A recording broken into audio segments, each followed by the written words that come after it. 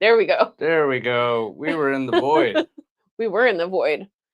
Welcome to Bonding Over Bourbon. I am Chris. And I'm Kat. And we are freshly back from Las Vegas. I am so tired. Yeah, Vegas is a lot, all the time, constantly. Yes. Yeah, it does not sleep. I've been to New York a few times, and I thought that city never slept, but Vegas takes the cake. Yeah, it does. It's kind of overstimulating. There's something to do all the time, and quite frankly, if you're not out doing something at all points in time that you're awake, it kind of feels like a waste of time. I know. Yeah. I felt bad sleeping there, but I literally could not keep my eyes open. Yeah, probably one of the few people that actually slept in Vegas, because what happens in Vegas stays in Vegas. So we had a long trip, a lot of trips. Well, yeah, it was only 3 nights. Felt like longer. And most of our Christmas was traveling too. Yeah. But we did get to try a few good whiskeys. I wouldn't say that Las Vegas is like a huge whiskey town. Oh, definitely not. But I think that we did have some interesting pours while we were there. Yeah. It was very, very unique experience. We'll go over some more detail in just a minute. Want to say some highs and hellos to some of you in the chat. Yeah, hi lows. Night Method, happy to see you. Cheers. Hello. Everyone who's here, let us know what you're drinking in the chat. And what you drink over the holidays, too. Yeah. What helped you get through the holidays with your family. So we got Mauricio. Always a pleasure to see you in here. One of these days we're going to get together, I promise. Cheers, Little Old Fashioned. What's up, Little Old Fashioned? Always happy to see you in the chat. We got Mary. What's up, Mary? Happy holidays once again. Let us know what you ended up doing. We got Tony. Tony the goat, helping me get all the stuff I'm looking for to catch chagrin. Your second boyfriend. Oh, boy. Well, I'm going to move past that one. Love Vegas. I mean, I can see what there is to love about it. It's just, I don't think it's for us. Okay, I did find the game that I loved, and I got Chris to love it too. Dragon Link. Dragon Link is awesome. This is also not any endorsement for gambling. This is not sponsored. This is nothing like that. But I was always kind of ambivalent about slot machines. Yeah. I'd rather do like card games and do like poker, because I feel like, I don't know, I'm pretty stubborn about some things. You have like a little more control. It's not like an algorithm. Yeah. Plus, like when you're playing a slot machine, you're basically playing against the odds of the algorithm, versus when you're playing against other people. I've been told that I have a really good poker face. And like, even I had a review at work recently, and my boss was like, if I had to play against you in poker, I would fold every time because I can't get a read on you, which that's great for me. But I wasn't really feeling it. The tables were always like half full, or there was like one person, or like half of them were closed most of the time, which you'd think with the number of people that we saw, they would be full all the time. I mean, being in Chicago, we have a few casinos, and every time I went to a casino in like Indiana, like the tables are full. Yeah. Like, I was not used to like no one being at the table. Everyone was at the slots. Yeah, and we were a little on the fence about like how full is Vegas going to be. It's near Christmas. Like, it's got to be at least kind of empty, right? No, definitely not. Vegas was popping, maybe not to the point that it would normally be, but it was always full of people, constantly. Let's go back in the chat for a minute. Haven't Sagamore Double Oak Rye. That's a good one. The Rocket Top. We haven't tried that one yet. And the Jack Daniel's Whiskey Row Pick. You know, we thought about getting that one, but we waited a little bit too long, and it slipped right between our fingertips. Elijah Craig 18. Nice choice. Happy to see you in here, Jason. Should we try something new while we're saying hello? Yeah, I'll do the hellos here while you grab. Cheers, all sipping Buffalo Trace to start. Who knows from there? That's fun. Happy to see you in here, Raging. Nothing wrong with Buffalo Trace. It's what we drank in our hotel room. We did. We got it. It was $27. Yeah, just about. Which is I'm like, all right. Which is actually surprising, because most Vegas prices were inflated. Yeah, we got a lot of video of like some of the prices. We didn't get a full store video, but we were able to get like just some shots of the. We were supposed to start with the other one first. Oh, we can go to this one later. So we did bring back one bottle from our trip. We were staying towards the end of the strip at the Hilton, right by like Strat, the Space Needle kind of looking casino / hotel / restaurant, whatever it was. Everything. Yeah, I mean, it's Vegas. Everything is everything all the time. But yeah, it is this is the one bottle we brought back. It's a little tiny one. Yeah, all the bottles that we saw were incredibly overpriced and inflated. I mean, basically full secondary is in swing there. We saw a ton of heavy hitters. We saw Blanton's basically everywhere for like $200. We saw Buffalo Trace at one place for a reasonable price, but they said whenever they get it in, somebody will come in and basically clear the shelf, but leave like one, which I guess is kind of nice. We saw a ton of Pappies. Yeah, we saw a ton of BTAC. We saw specifically like GTS. This is so much wrapping for one bottle. Yeah. We saw GTS. We saw Eagle Rare 17. We saw William LaRue Weller, and then we saw a couple other things. We saw Hazmat Coy Hill. Yep, from 2020. For $800. If anyone wants to drop it. We saw a ton of the We saw a ton of the twice barreled release, the single malt, which was kind of interesting. We don't really see that around here, and if we do, it's usually like $400 to $500. Yeah, but they had it for $300. So that leads me to believe that like they basically look at secondary prices and then they go, yeah, this is what we'll sell it for. Oh, they also had E.H. Taylor Warehouse C. Oh yeah, the Tornado. I've seen it like at a few places. Not the Tornado one, just the regular Warehouse C. I thought I saw the Tornado at one of them. I looked very, very intently. I think the first one. Our thought process when we were in Vegas was if we hit it big, if we get like $10,000, we're just gonna go and just like scoop up a bunch of these like kind of overinflated bottles that we just don't see sitting on shelves and just like save the rest of it. So we were going to clear out the E.H. Taylor line. They had the Grain of the Gods Amaranth. They had the Seasoned Wood. They had what else? The Warehouse C. They had one other one that's like really hard to find. The 4-year marriage, 20-year marriage, 4 grain too. They had the 4 grain. They had the 4 grain too.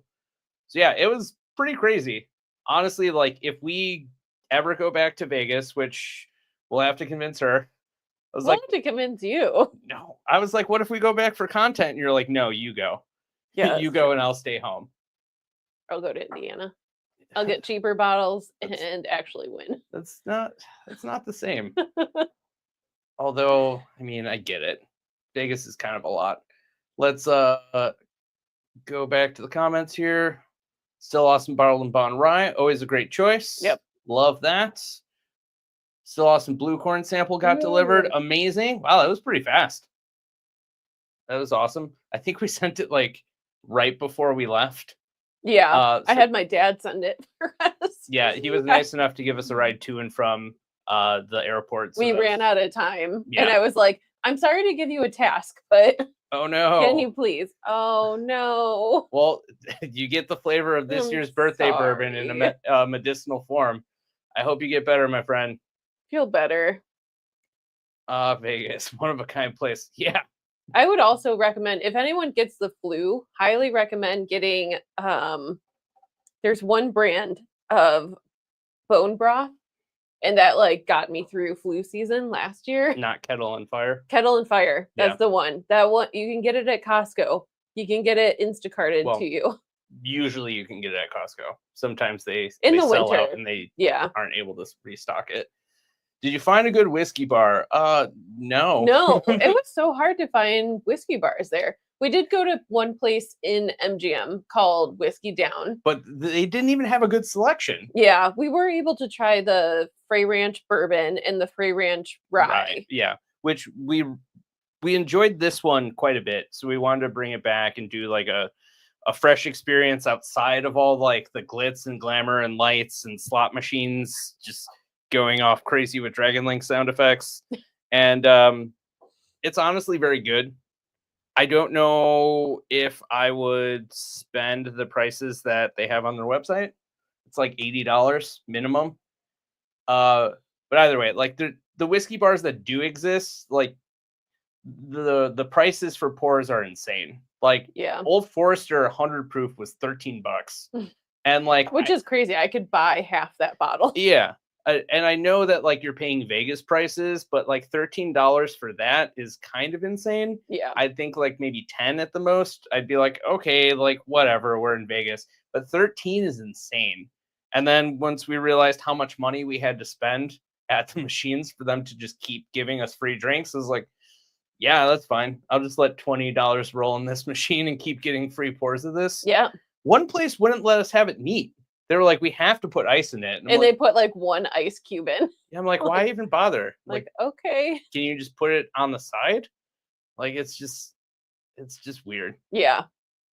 Or the 2024 best of us. Watch the live stream because we're here now. Yeah, or pull up 2 screens. Yeah. That would be awful. I would not want to hear our voices 2 times. Yeah, that's fair. Thankfully, I do all the video editing, so the sound of our voices is just kind of background noise to me at this point. Get out of the town. I still remember. That's pretty good. Yeah. Yeah, that's pretty good.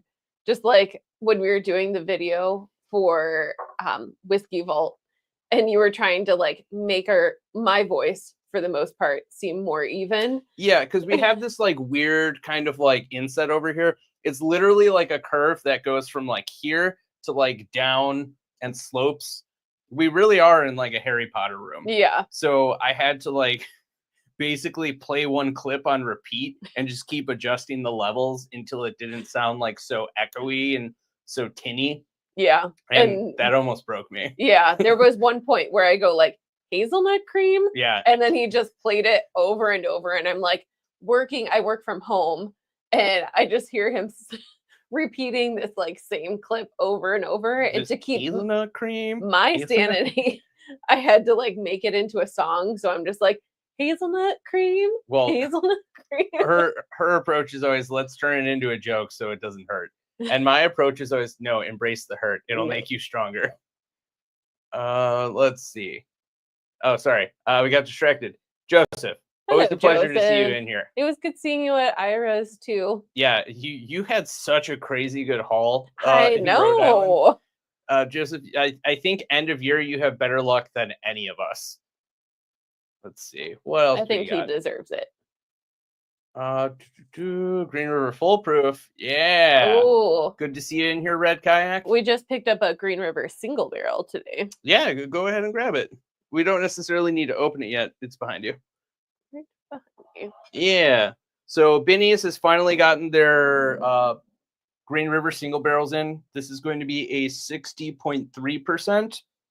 It's something that we hear is very good. We just haven't obviously cracked it open and tried it yet.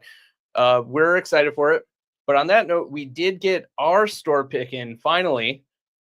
We have it available at Sunnyside Liquors in Fox Lake. Yep. It is called the O Snap. It's basically gingerbread cake in a bottle. It's pretty good. Or not gingerbread, ginger spice cake. Yeah, or like a ginger bread cookie too. It's like really good. Molassesy, a little spicy. I think it's 61%, something like that. 61. Yeah, I have the stats. We should have put it up, but I totally forgot. Yeah, it's honestly pretty delicious. We're gonna go and grab a bottle of it pretty soon. We just haven't had the time. We've been traveling and going from Wisconsin to Illinois, then to Vegas, then had a connecting flight in Phoenix, and it's been a lot. It's been a lot of travel, but soon. 124 proof, which would be. Ooh, that's pretty up there for them. 62. Yeah, I think that's like the top end of what Green River does. More dispensaries than whiskey bars. I gotta tell you, it reeked of weed the entire time, everywhere. And I wasn't mad about it.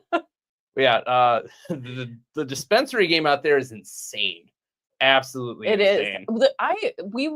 So we can kind of give like our one night of going like store to store. That's the way to do it.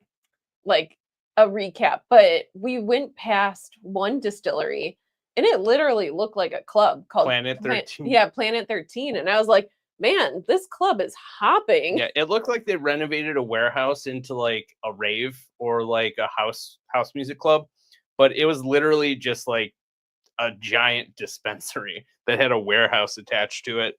So it's I don't know, Vegas is a time. I don't know if I'm going to go back anytime soon. We should talk about this one before we let it get away from us. Yeah.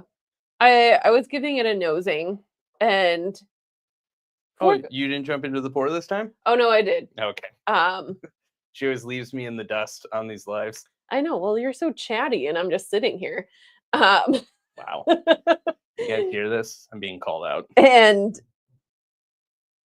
I think we've kind of struggled with 4 grains. Yeah. For a little while. We don't love them. I remember most of the time. I remember liking this at the bar, but nosing it now when it's not as like dry. Well, it is also a fresh crack. The one that we had was already opened.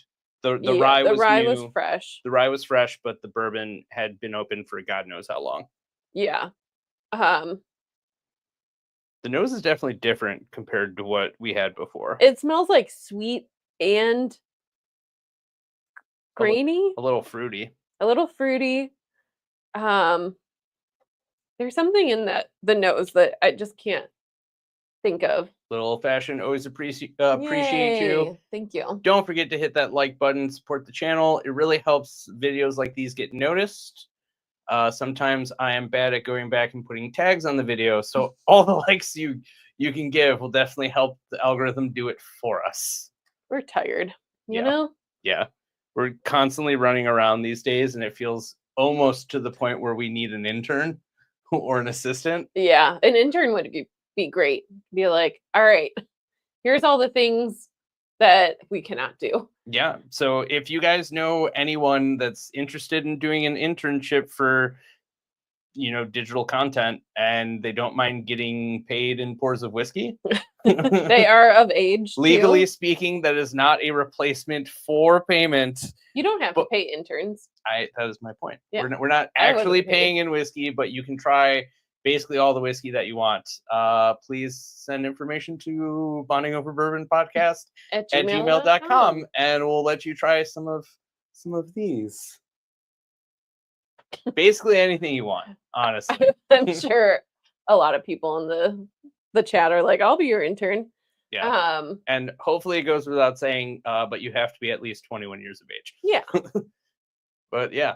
So I don't know. I kind of like this more here. I kind of like it less here. Really? Maybe it's the winter rye that's coming through. Winter rye can be kind of a acquired taste. And I like it in the Mary Dowling. That's winter wheat. Oh, winter wheat. Yeah, sorry, my brain. I don't know. It's not doing it for me today. Thankfully, I don't get like the quintessential 4 grain kind of flavor that we're very adverse to. We've always kind of likened it to like matzah, where it has like a kind of scorchy, weedy, like pretty dry kind of flavor profile to it. And the finish is always like, it kind of feels like it's scraping itself off of your tongue. Yeah. But this is better than most 4 grains. I just don't know how quickly I would want to replace this bottle when it's done. Okay. I have a weird tasting note. What? I feel like we have to have like a segment of Kat's weird tasting notes. Look, you can do your own segment. There's no we about it. Have you ever had like you poured champagne the night before? Go on. And then the next morning you drank it when it was like completely flat? No.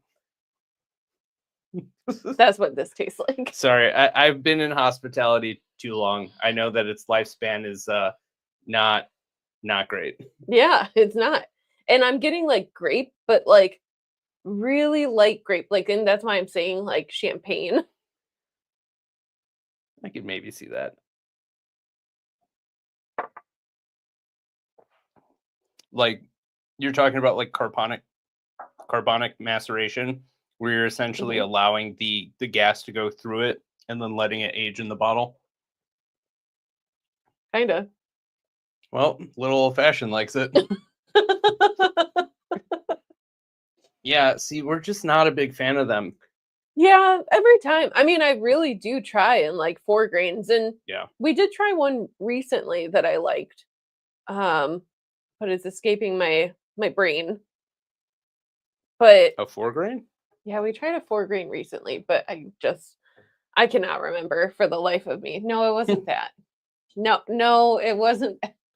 Yes, it was that. Okay. Wow. How did you know? We did go to Liquor World. We went to 2 Liquor Worlds. We almost went to a third one.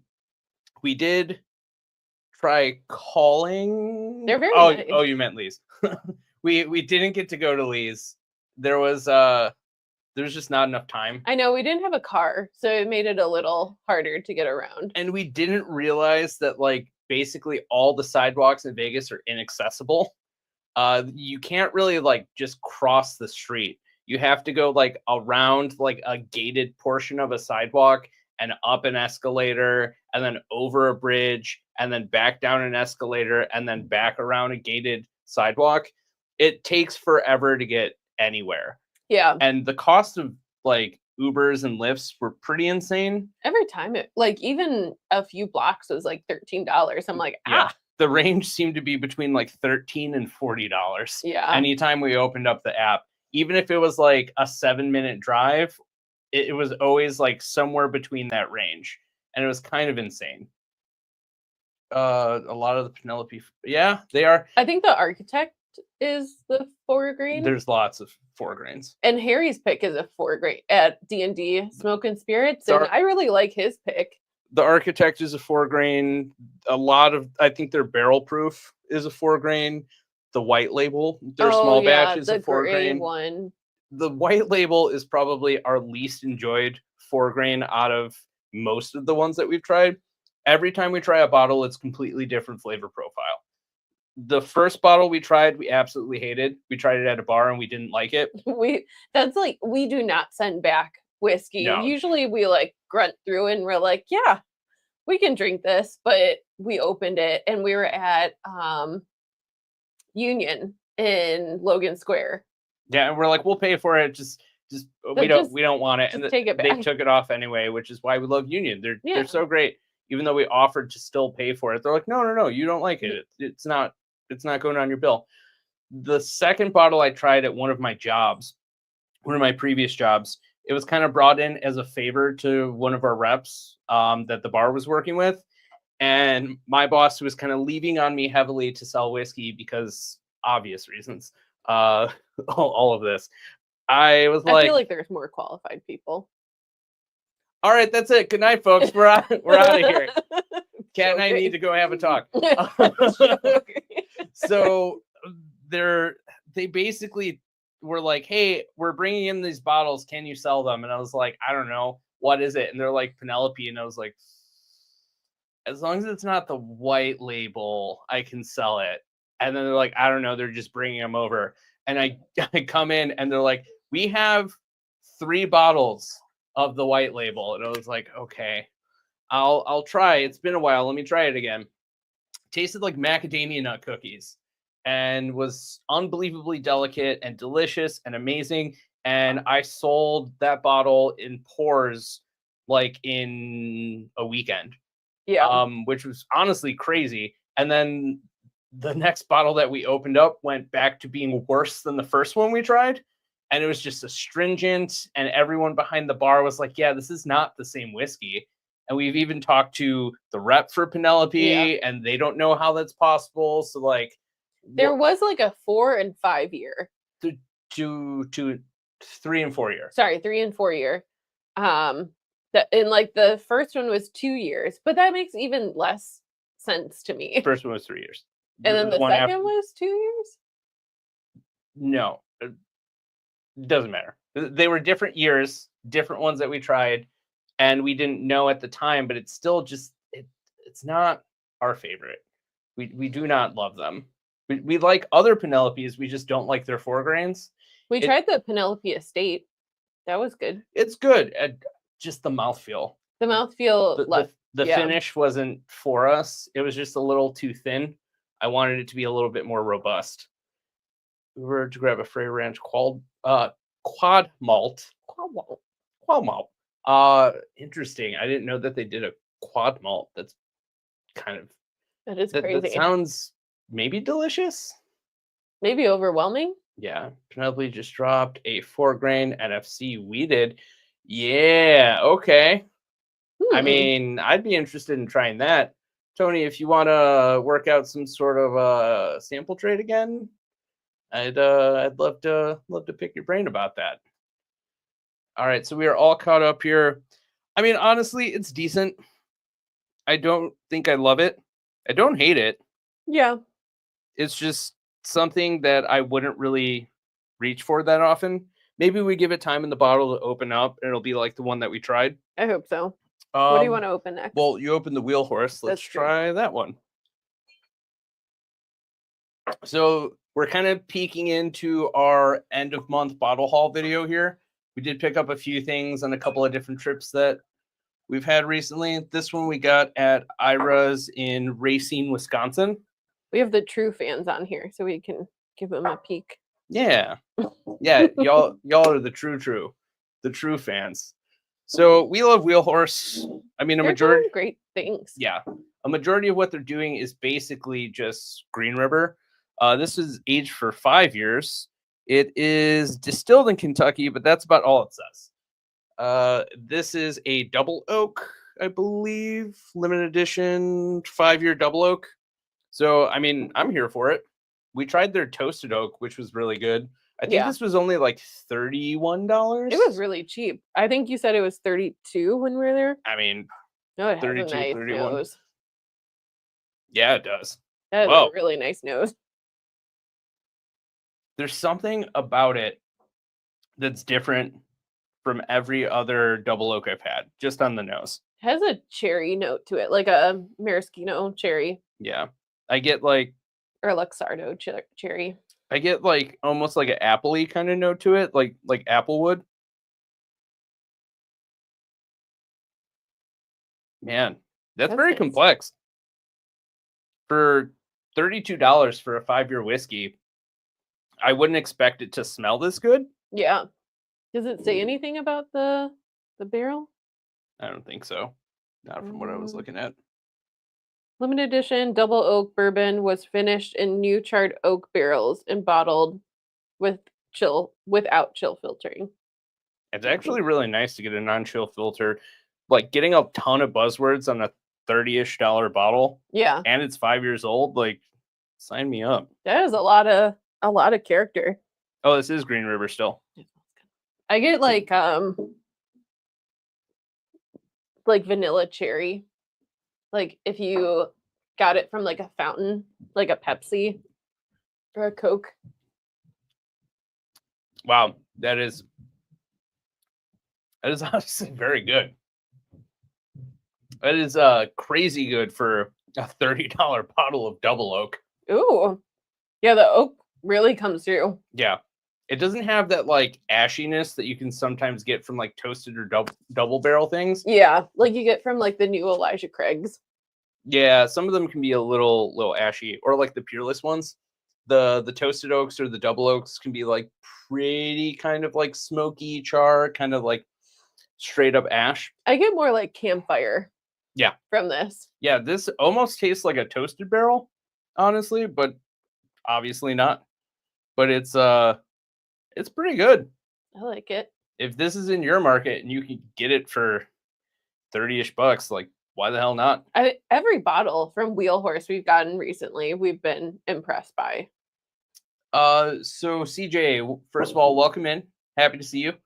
That is the 4-grain. They're let me look at the stats here. There's the 4-grain, non-chill filtered, no other notes on it, or at least that I know to look for, because I'm still a novice to their product. It's not bad. It's just not my favorite. Yeah. We did try a Bruzel pick, the weeded one. It was pretty good. We did try it at our bottle haul. I think maybe you brought that one. I think it's very possible. Or somebody else brought it.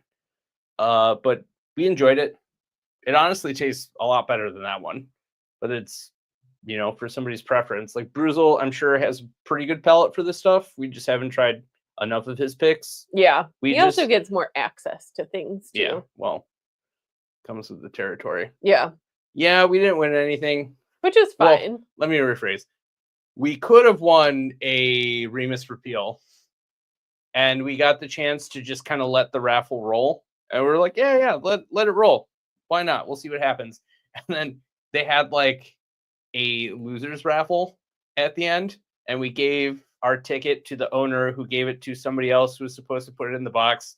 And then they didn't put it in the box. So they made it through all the entries. Well, you got through. Mine just disappeared. No, we used your name on the losers raffle. And then don't you remember we were waiting until the end? Yeah. And then they're like, where's your ticket? Like, did you guys not put it in? I was like, I gave it to you. And he's like, well, I gave it to that guy. And that guy's like, I don't know where it is. He's like, well, do you want anything else that's left here? I was like, what am I going to get? Another bottle of Buffalo Trace? I don't care. No. Like, we're just here for the fun and the content. Yeah. And like seeing our supporters that we don't really get to see that often. Like Joseph showed up and that was a great time. We had a couple other people that we met for the first time, which was honestly really nice. We did pick up these 2 bottles. Yeah. And we did get to pick this one up, which you wanted last time. I know, I passed it up. This is their red line pick, and it's finished in Amaro cask. Yeah. And it's honestly very good. It is and so we good. never noticed the sticker on this. I did. Maybe you didn't. Wow. I was kind of lost in the moment here. So that is a old school, like, what would you say? Like nurse. It's a nurse. No, the art style. Oh, like 1920s. Yeah. Or 1940s when like the war is happening. Yeah, where it has like the borderline like propaganda ad kind of thing. Yeah. This is called Amore 2024. Iris Amaro. This one's nice. It's like a Manhattan in a bottle. I don't even know if I'd say Manhattan. It's a little more complex than that, like a black Manhattan. Yeah. Maybe. Yeah. It is delicious. And it's 57.25%.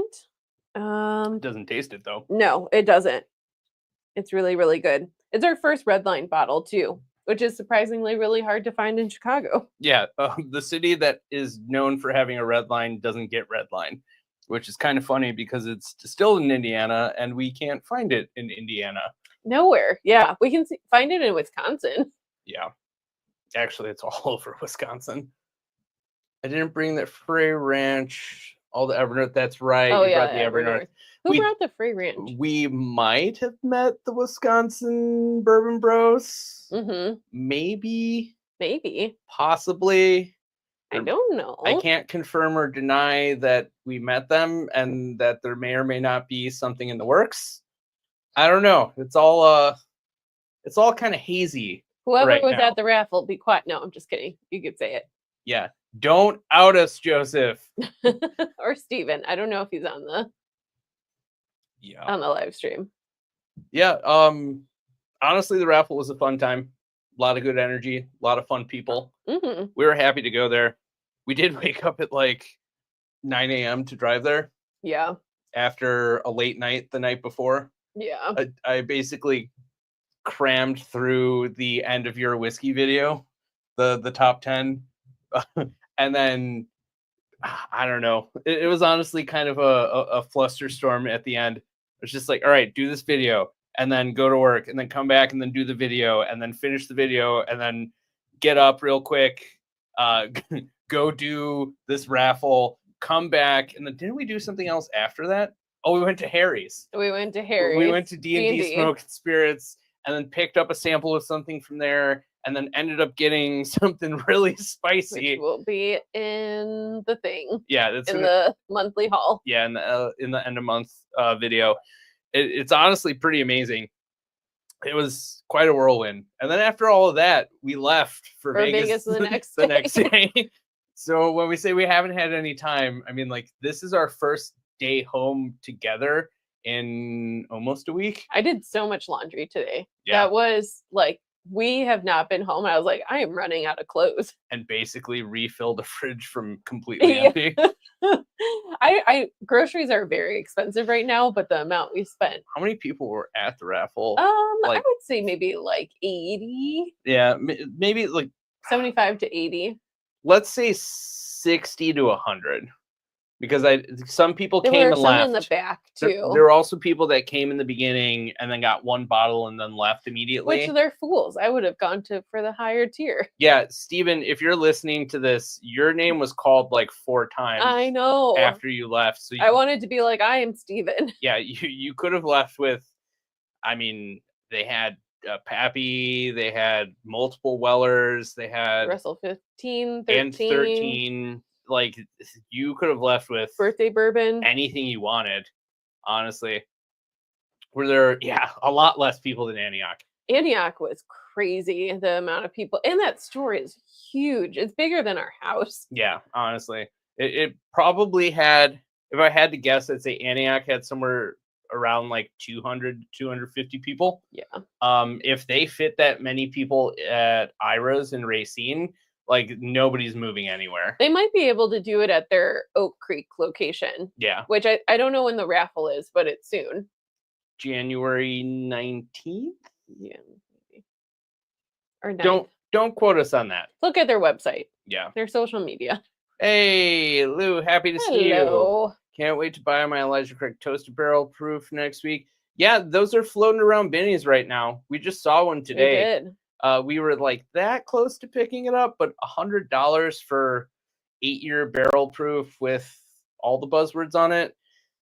We were between that and the Benny's pick of Green River. Yeah.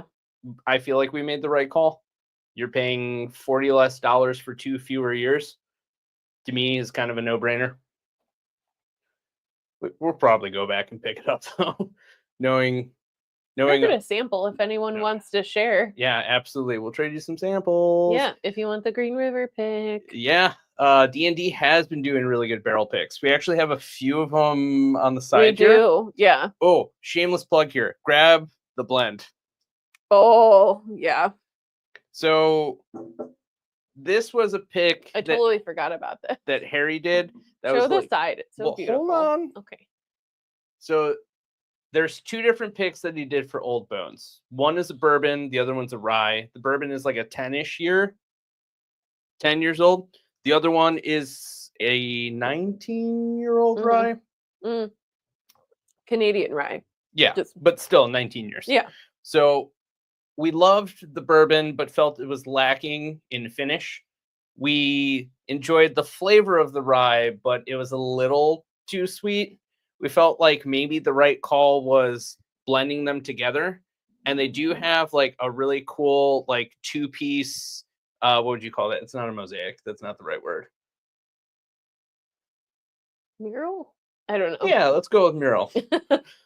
Which is really nice. There's like a diver on here. Let's see if I can get that to focus. And the other side, or the other one has like a big monster. Like an anglerfish, like a massive anglerfish.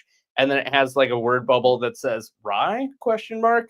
So we had the genius idea of taking a portion of both of them and blending them together, which I'm not necessarily saying you should do this, but if you happen to have both picks already and you're a fan of D&D Smoke and Spirits, do it. It is definitely the way to go. As soon as I had this like Frankenstein hybrid idea, I just did like a 50-50 ratio, had Harry try it, and he's like, honestly, that's the way to do it. Is like, take some for yourself, make a blend for me, and then I'm just going to tell all my customers that have this to give it a shot.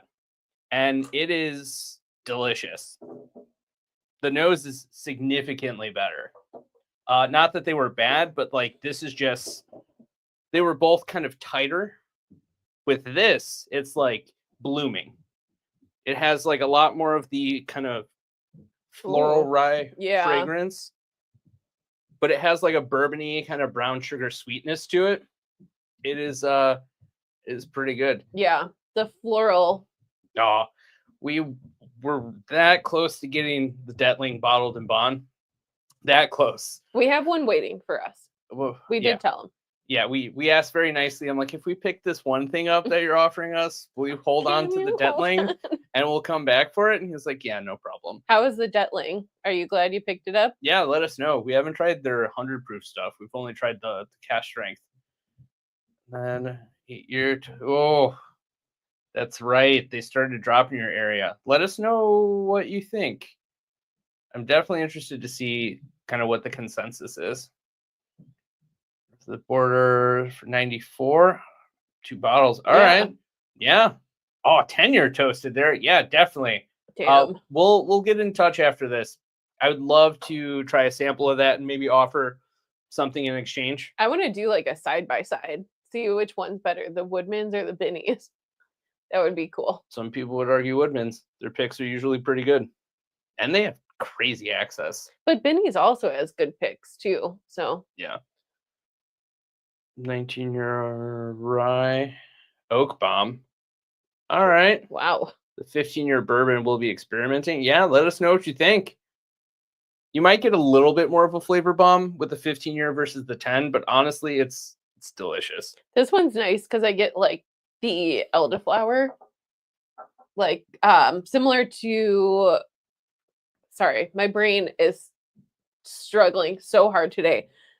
Similar to the Wild Turkey Rare Breed 101 rye that has like the elderflower, but it gets kind of like overwhelming to me at some point. This is nice and like muted. This has changed a little bit. Has it? Yeah. But it does still have that like medicinal, like almost cherry flavor on like the far end of the finish. And it just keeps on doing backflips on your tongue. Yeah, it is front and back now. Yeah. Ooh. But it's round. It's very round and rich, honestly. That rye has a hug to it. Yeah. Well, for me, I didn't really get a hug. I just got... You never get hugs. Well, sometimes you just say hug. Like, hug is here. You were got not... it here? Here. Like, right here. That's not a hug. Hug is here. I do get it here, yeah. But I also get, like, what do you call your chest hug? A burn. It's also a hug. Let us know in the comments. Is it a hug or is it a burn? Yeah. But I get pepperiness, just pepperiness. I get it all over the tongue. I get like dragon's breath. It is peppery. I wouldn't say it's overwhelming, but I get more of the hug than anything. You know, I'm still interested to try this, even though the cask strength is it's so much harder to find. I mean, I guess they're all the same level of hard to find if you really think about it, but I mean, this one's just a coffee bomb, like coffee and caramel. That's a espresso. I wouldn't even say just coffee. It's an espresso where it's rich and robust and it has like a nice creamy element to it. I tried your Jepson's pick, such cherry bomb. Yeah. Yeah. It's honestly pretty daunting the first time you try it because you're like, what is going on? There's so much. Yeah. That one really caught us by surprise in the beginning. We're like, okay, like it's a little proofy. I get birthday cake. I get cake frosting. What the hell is this? And then it gets to the cherry part and it comes completely out of nowhere. And you're just like, wow, that's a lot. That's a lot of flavor. I also like that it's more like wild cherry. Yeah. Than like the classic cherry, medicinal or maraschino or anything like that. On that note, D&D Smoke and Spirits now offers shipping to multiple states. So if you're out of state and you've been interested in trying it, you can actually have it delivered right to your door. And I believe, don't quote us on this, I believe Harry said if you join one of his like free membership programs or his points programs, you can get free shipping. At least on the first order. Yeah, so that's a nice promotion. It means you're just paying for like tax and the bottle itself. Yeah, we are also not sponsored by D&D Smoke and Spirits. No, we just love Harry. He's awesome. He's somebody who really gets it. And I mean, our thumbnail said it all. Like, it is a new store that just totally gets it. And that's why we very quickly like just kind of fell into at least like the barrel pick relationship with him. Yeah. And he was like, yeah, like come and try on. this. Like, you want to come? Like, it's fun for me. I just want people to come and try stuff and like do cool stuff. Like, do you want to do this pick? I'll hold all the bottles. You know, like, you don't have to worry about storage. Like, let's just figure it out. And it was like, okay, all right. For somebody like you're meeting for the first time, that's like a little like, okay, like maybe let's slow it down. And then you realize like Harry's the guy. It's all about the experience for him. Yeah. So, and he likes what he likes too. Yeah. And I enjoy that, like, he is willing to try a bunch of stuff and like get to his like niche market. Yeah. But that being said, Harry has like 20-ish bottles left.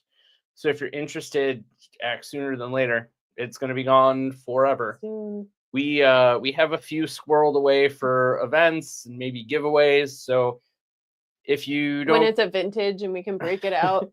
Yeah, and then we just go like, oh, would you like the 2024 edition of the Ludens, or do you want the 2028 edition?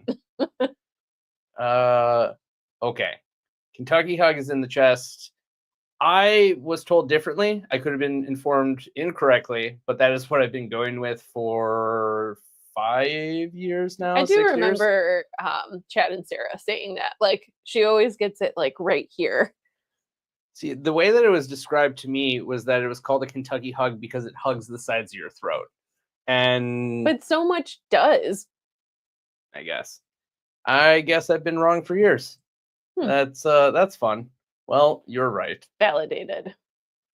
Do we need like a blow up thing that says like validated?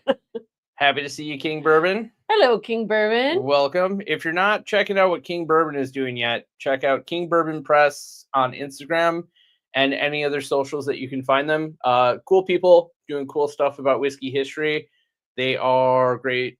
I mean, honestly, just great people in general. Yeah. If you're in Chicago too, you can pick up his zine, which is at Quimby's as well. Great memory. I forgot the name of the place. Reminds me of Cafe Olay from Glens Creek.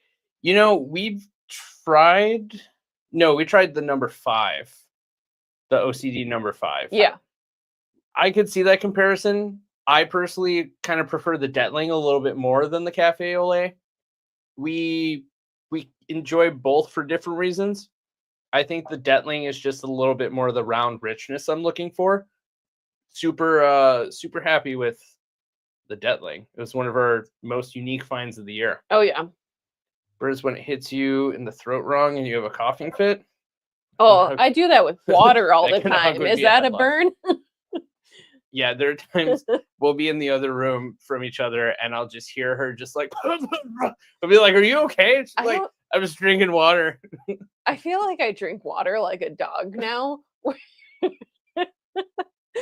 I just drink so much water that I forget at some point that I'm drinking water. And, and then you choke, you know? Maybe. Joseph, thank you for the super chat. Is it time for me to leave? No, you just surprise me more and more every day. I never thought I'd hear you say, I forgot I was drinking water, and then I choked on it. I do that with soda too, which is even worse when it like hits you in the back of the throat and then you're just like, am I going to throw up now? And you're just walking around the house like, like I'm okay. Ladies and gentlemen, a glimpse into our life. Anywho, thank you, Joseph. Thank you, Joseph. Bourbon goals or channel goals. Somehow find a way to churn out more content. Get an intern. Yes. That loves bourbon. Get an intern that loves bourbon and is willing to learn how to edit videos, if not already knowing how to edit videos. I think we would like to also branch out and do a lot more like best of things that kind of reach like evergreen content. Evergreen, but also really focus in on like the Midwest because we are so oriented in like the middle of the country. Yeah. And we have a crazy amount of access in Illinois, let alone Chicago specifically. I really want like the distilleries that we love in the Midwest to shine. That's kind of a segue. We're in talks with a couple distilleries right now about maybe having them featured on the channel, or we go over to their location and do like kind of like in some of our earlier days where hey, I'll be your intern. I would love that. Whether this is Aaron, right? Aaron or Mark? Yeah. Aaron or Mark. I apologize terribly if I misnamed either one of you. I remember A&M is we your are name. sleep deprived. Yeah. Yep. Sleep deprived. Deprived. Yeah. We'll talk later, AM Whiskey. We'll gladly bring you on board, and maybe we can help each other out. I think the other goal for this year is also to start incorporating other channels as well. That is something that we are working on. We have reached out to a couple people already. We have one definite yes for something that we're going to be working on in the very near future. Kind of like a cross collaboration for 2 different videos. We are super happy to do that. I'm a little nervous about the execution of it because we've never done anything like that, but I'm excited to learn from it, honestly. Yeah. You don't really know until you try. And maybe the first one is going to be a complete flop, but the second one we're going to learn from our mistakes and it's okay. Yeah. I mean, like none of us come into this world ready.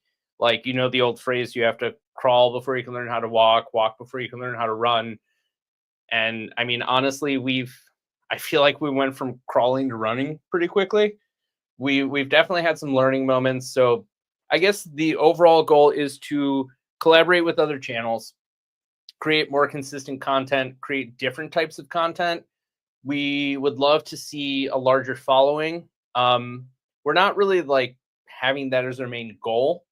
We're trying to come out with the content that we want to put out and that we want other people to see. Yeah. And that makes us happy. That isn't just kind of like a big energy drain. If it's not fun doing it, there's no point in doing it. Yeah. Because if we don't genuinely enjoy it, other people are going to be able to tell we don't enjoy it. And then it's going to become this whole mundane, monotonous thing for everyone involved. And I would like to think that the thing that we kind of exude in these videos is being genuine and not wanting to filter through, is this going to make this person happy? Is it going to make that person happy? Just like giving our honest opinions and putting our all into everything that we do. So, I mean, that's going to be kind of what leads us to where we want to be. Yeah. I don't think you can really filter down our personalities at some point. They really do come through. There are definitely a couple of hot button takes that we kind of internalize and decide not to let come out because ADHD, sometimes you have fire from the hip moments. I have one more goal that I want for this year. Spend more money on whiskey. Spend less money on whiskey. Get all the BTAC this coming year. Oh, my other goal, 2 of each bottle, is to travel a lot more to like showcase like not only just like the stores that are in the Midwest, but we can also go to other states and we can check out distilleries and start to form connections with all of those different distilleries and hopefully do some picks as well in the meantime. Yeah, that's a good goal. More picks, especially now that we have our own bottle shop. We've kind of just been leaning on other people who have the capital to buy everything and hold on to it and deal with all like the legal ramifications of like selling and owning liquor. Now that we have the bottle shop, I think going forward, once we can actually have the finances to do it ourselves, we're going to start to offer that for sale through our shop. And then you can have it shipped to 46 states. I still don't remember all of the states we can't ship to, but we know it's not Utah and it's not Michigan. Well, I promise next time we'll be prepared. I don't know this why. This last week has killed us. We're just going to put a Post-it note. And just have it right behind the camera. We'll get better at this, I promise. The Midwest store picks against each other. Yeah, Just make all the. You know what would be a really fun idea? Would be to get kind of on this note, getting the same type of release from 4 different stores and making them go up against each other, but one representing each state. So like getting Buffalo Trace from like Wisconsin, Indiana, Michigan, Illinois, like Ohio, like getting them all to just kind of go head to head and seeing which state is truly the best. Which is the best. And it's always going to be Illinois. No, everyone hates Illinois. Look, as long as we're better than some states, I'm just kidding. You mean Canada? No, I'm just kidding. Okay. More local distilleries. We're working on that. We've been talking to some local brands just kind of by circumstance. I mean, King Bourbon was nice enough to hold a couple of events that gave us the opportunity to talk to these people. So we're endlessly appreciative of that. But I mean, just the idea of getting to check out stuff we know nothing about, we're super into that. Indeed. Let's see. The Northeast is hopping. Tony, we do have to come and see you. I know. We also found out through Joseph that apparently Rhode Island is a place to check out that has crazy access. They would honestly put some of the prices you show us to shame. Is it because like all of those states are like in the Northeast are so small that it has to be like a lot more condensed? Oh, I almost knocked this over. I mean, Rhode Island does have a pretty dense population for the space. So yeah, I guess maybe. I don't know. I would have to look at like a heat map for population, and that would probably make more sense. And then you'd have to think about like what the demographic is into. Like, isn't Rhode Island pretty big into wine? Maine is. Yeah. I don't know if that transfers to Rhode Island. I would say the fall is the perfect Northeast time to visit. Then we can see all the trees Tony, changing. Let us know your inside info. Is Rhode Island big into wine? Because if so, that can also help them get access.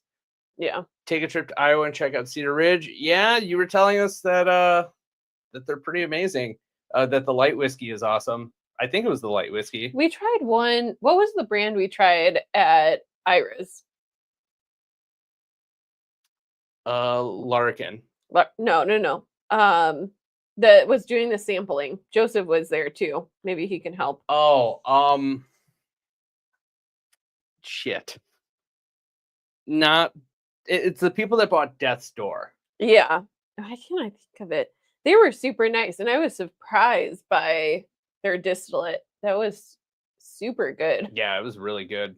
It's the people that make the Toodaloo. Toodaloo. Like a rock and rye and a couple of other things. It's honestly really good. I really wish I could remember the name of it. I have a card in the other room. I know. It's okay. Yeah, we'll remember. It was the barrel proof. All right, we'll definitely have to try it. I mean, you spoke pretty highly of it. No tax. Oh. I love states with no tax. Don't rub it in. Tax. Our tax is like close to the worst. They are. I know that the West Coast can have us beat in some of these, but I mean, our taxes still suck pretty bad. Do you want to crack open the Iras? I was going to ask if you wanted to do the Iras or if you wanted to do a blind pour. Oh, yeah. Let's put it up to the chat. Which one? Iras? Or... Let's turn it around. Do you want to see the red line Amaro finish get a fresh crack, or do you want to see us pull out a random bottle from the blind box and really go for it and try to figure out what it is? See, even their single malt, we've heard that their single malt is good. SLB Drinks swears by it. Yeah. And they seem to kind of be the gold standard for at least like the Midwest. I can't speak for all of Whiskey Tube because it's impossible for us to follow all of these channels. We watch it 24/7. Yeah. No. We try really, really hard to keep up with content, but it's hard. I think it's also good not to watch a bunch of like other channels if you're trying to create something yourself. Yeah. Happy to see you, Chip. Hi, Chip. Always a pleasure to have you in the chat. Let us know what you're drinking in the comments. Connecticut and Rhode Island have 25 variants. I yeah. knew it. Yeah, so if they have a ton of wine access, then whatever company is in that area that has Buffalo Trace access, like people are going to be churning through bottles of wine, which is going to get them levels up. So it's probably pretty easy for them to get stuff. We have 1 vote for blind, 2 votes for blind. This is a pick from Iris. Here, let's zoom it in. Let's try to see if we can get it to focus on that. And it's finished in Amaro cask. And it has this beautiful, like 1920s/1940s kind of propaganda art with treating it like medicine. What isn't propaganda? I mean, we don't have time to go into my dissertation about that. I do love propaganda, not receiving it, but observing it. They are great. All right. I mean, we'll take your word for it. We're going to have to try it out. Tumbling Dice, Proof and Wood, the brand you were saying. Yeah. Whatever the brand we were saying was. I know it wasn't Tumbling Dice. No, definitely not. It wasn't Proof and Wood. You know what? Blind. Keep the people entertained. Okay, I'm going to grab the blinds. Okay. Let's bring these out. It seems like that's the consensus for everyone. Okay. Do we have more? Oh, I'm yelling at him while he's in the other room. Lacrosse Distillery. Lacrosse? Yeah. Lacrosse Distillery. Lacrosse Distillery was the brand that we forgot the name of. Can you grab the other one down there? Which one? The other box. Those are not. Okay. Those are all non-uniform, so they're also not labeled, like the tape over it. So we do not want to give any sort of like false hope that we are cheating. We want this to all be completely blind. Again, these are all taped over. We won't know what they are until we reveal them. Some of these are different bottles, but we have multiple in here, so we don't know what they could be. So again, everything is basically uniform, or there's enough other things in here that have like the same type of glass color, so there's no cheating. So how do you want to do this? Are we doing one pour at a time? Sure. Why not? Should I pick it? Go for it. I didn't see anything. Found nothing. Redline toasted rye. We haven't tried the toasted rye, but it's probably pretty good, honestly. Okay. I choose this one. Okay. Homemade bourbon cream turned out great with the flavor profile of Amburana. You know, okay, I'm going to do a minor soapbox moment here. I'm going to run to the restroom while you do your soapbox. Koval Amburana is probably the most abrasive version of Amburana on the market that I've tried, next to maybe RD1. But it is great for cocktails. I used to make like Amburana rye old fashions for people, and there's just something about how the flavor profile comes out on that.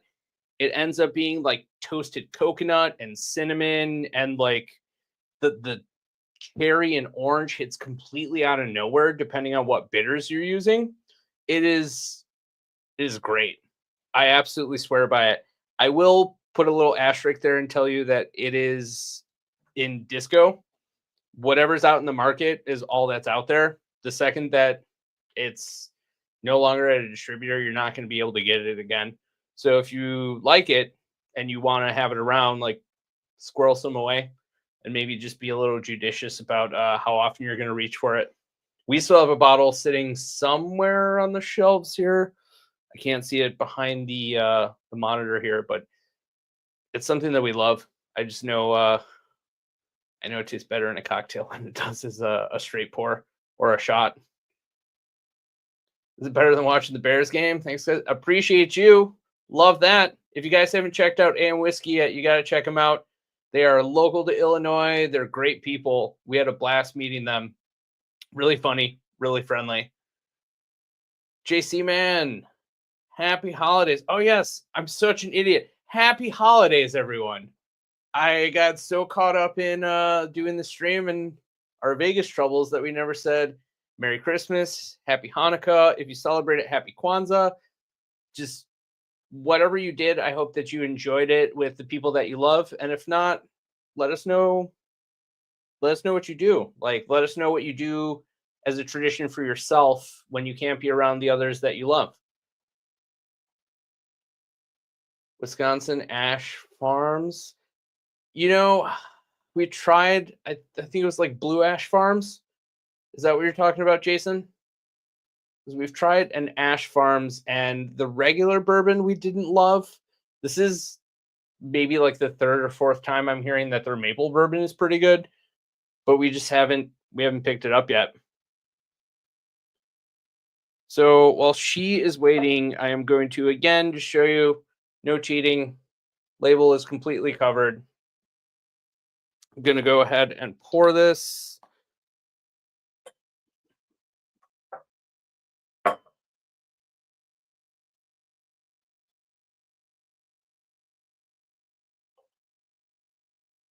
That's pretty on the money. Okay. The box goes to the side for now.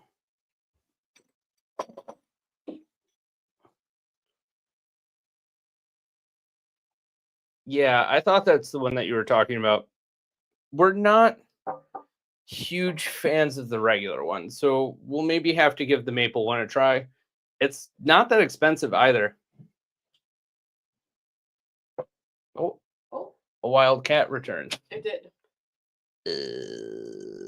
Oh, you're in front of the camera. Sorry.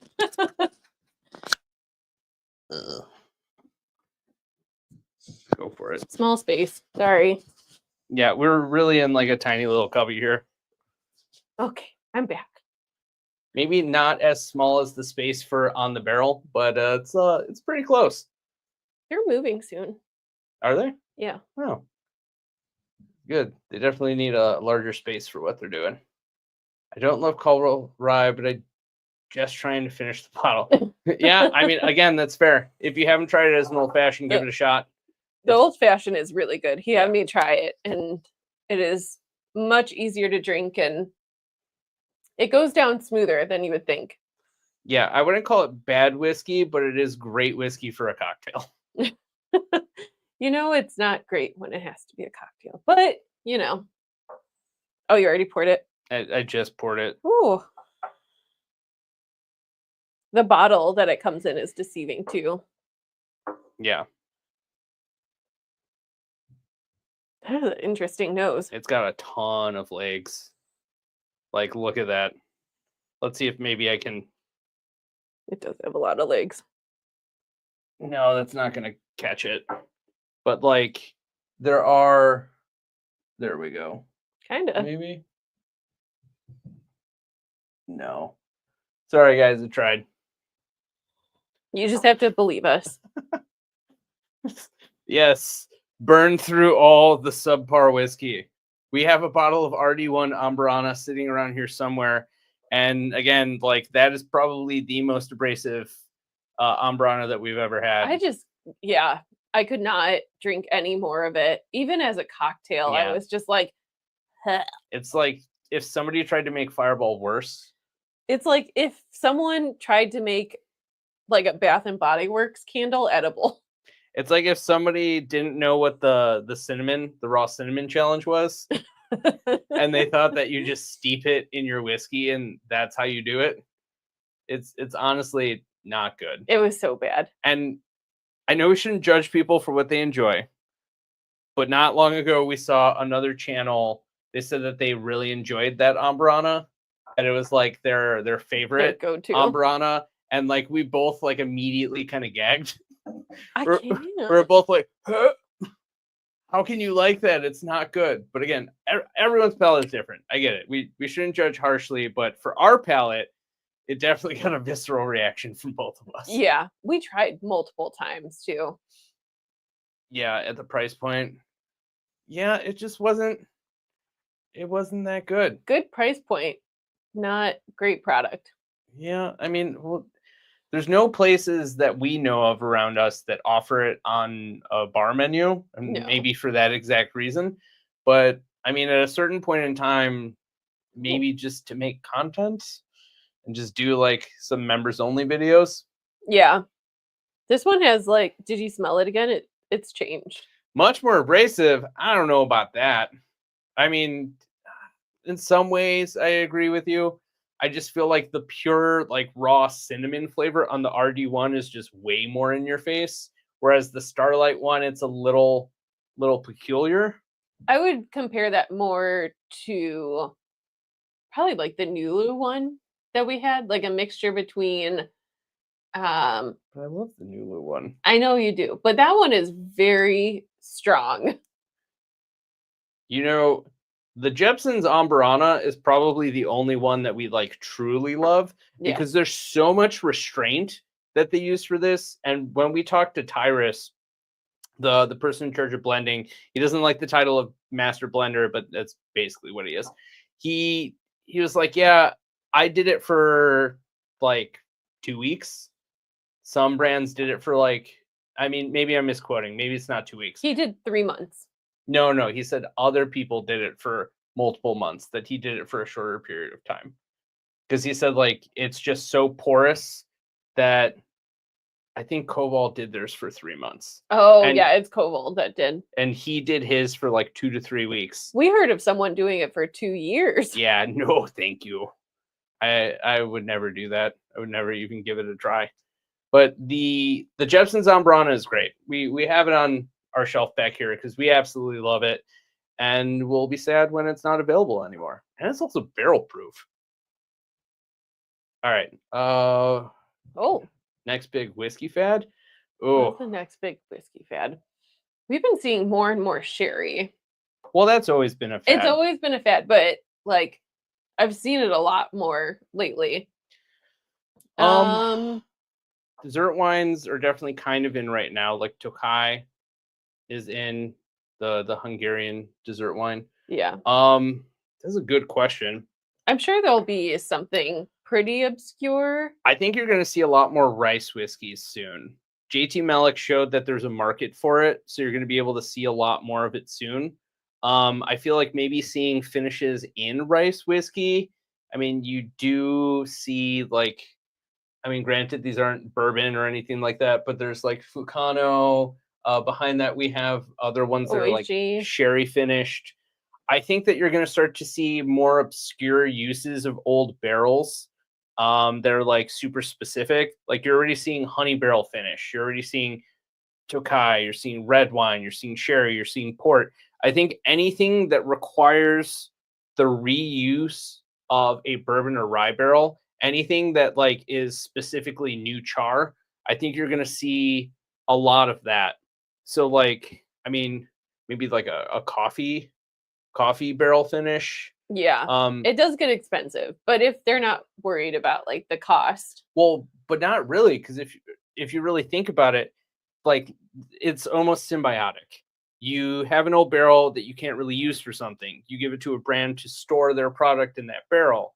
That company finishes using that barrel and they don't really need it for anything else. So then they give it back to the people that gave it to them, to the original distillery, and then they can use that for something else. And granted, there's going to be like, what's the word? Not degrading. There's going to be like diminishing returns on the flavor that you can pull from that. But as long as brands are willing to do like the Michter's method or something where you're like scraping out the inner char and you're charring it again, like that is, I mean, honestly, I would say maybe that's one of them. Maybe the reusing bourbon barrels like Michter's does. Yeah, like scraping out the inner char and doing it again. Yeah. I don't know how it hasn't caught on with more brands. I would also be interested too, like if any brands would do like a tea finished one, because it might be too astringent, but if you do it with rye, it could work. But I've done like tea steeped like Japanese whiskey and it came out fantastic. That's true.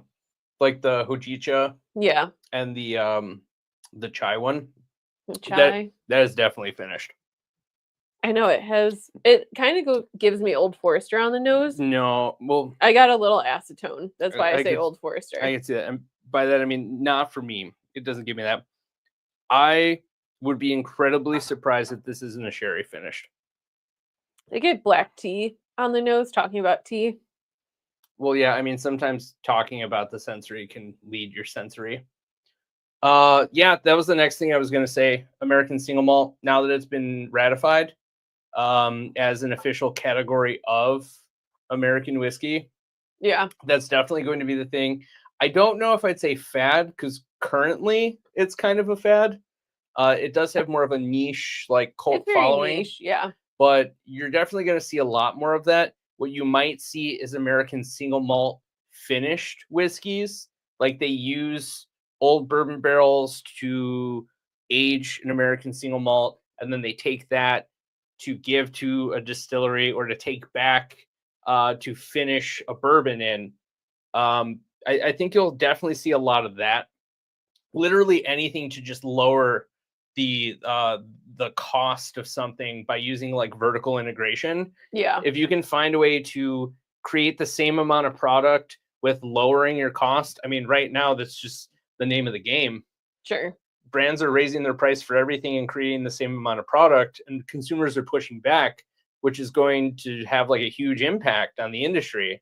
And you're seeing craft distilleries left and right that are starting to like dump all of their stock and create like a huge single barrel program to try to just purge everything. Yeah, I mean, also just from like how brands grow, which is a really great book. If no one's read it, you either have to create new products or you have to buy a brand. And I think that a lot of these distilleries, the big brand distilleries, might start to scoop up some of those American single malt brands as well Yeah. and start to reuse their ex bourbon casks Yeah, I think to age. I think the front runner on that right now is Virginia Distilling Company. Yeah, They're- someone's gonna buy it. I mean, I wouldn't be surprised, but they should hold out as long as they can. Yeah, Can you get Mellick in Illinois? No, unfortunately no, not. you I have to mean, go down south. or go to Sealbacks or Bourbon Outfitter, whatever sites do drops, but they don't last for long. Get it while you can. It is in other states as well, but those are the main states that seem to have the most access to it, is Texas and Louisiana. But I mean, honestly, if you can find it anywhere and it's slightly reasonable, do not question it. Pick it up immediately. These are some of our favorite pours of the year. It's so good. They're phenomenal. If this wasn't a store pick, it would have been in our top 10. Oh yeah, easily. absolutely. Easily. It's a butterscotch bomb. Yes and no. We do love Fucano. We do have the 12-year here, which is really good. I think that it gives Weller a run for its money. And then the Takamine, this one technically isn't a rice whiskey, but it is aged with koji. We absolutely love this. We think that stuff like this is going to kind of be the way of the future. And if brands start to adopt the Takamine method and do like koji fermenting for grains, like American single malt will vastly start to nip at the heels of bourbon.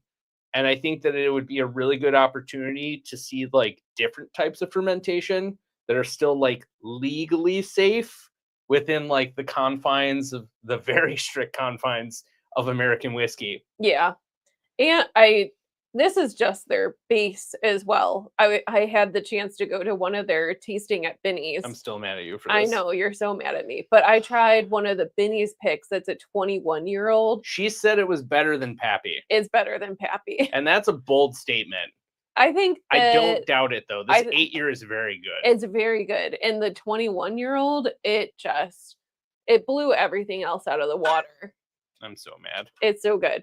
But I think like Japanese whiskey just is such a interesting niche, and a lot of what is cool that they're actually doing doesn't actually get exported. So well, we're kind of taking a little bit of an aside from this.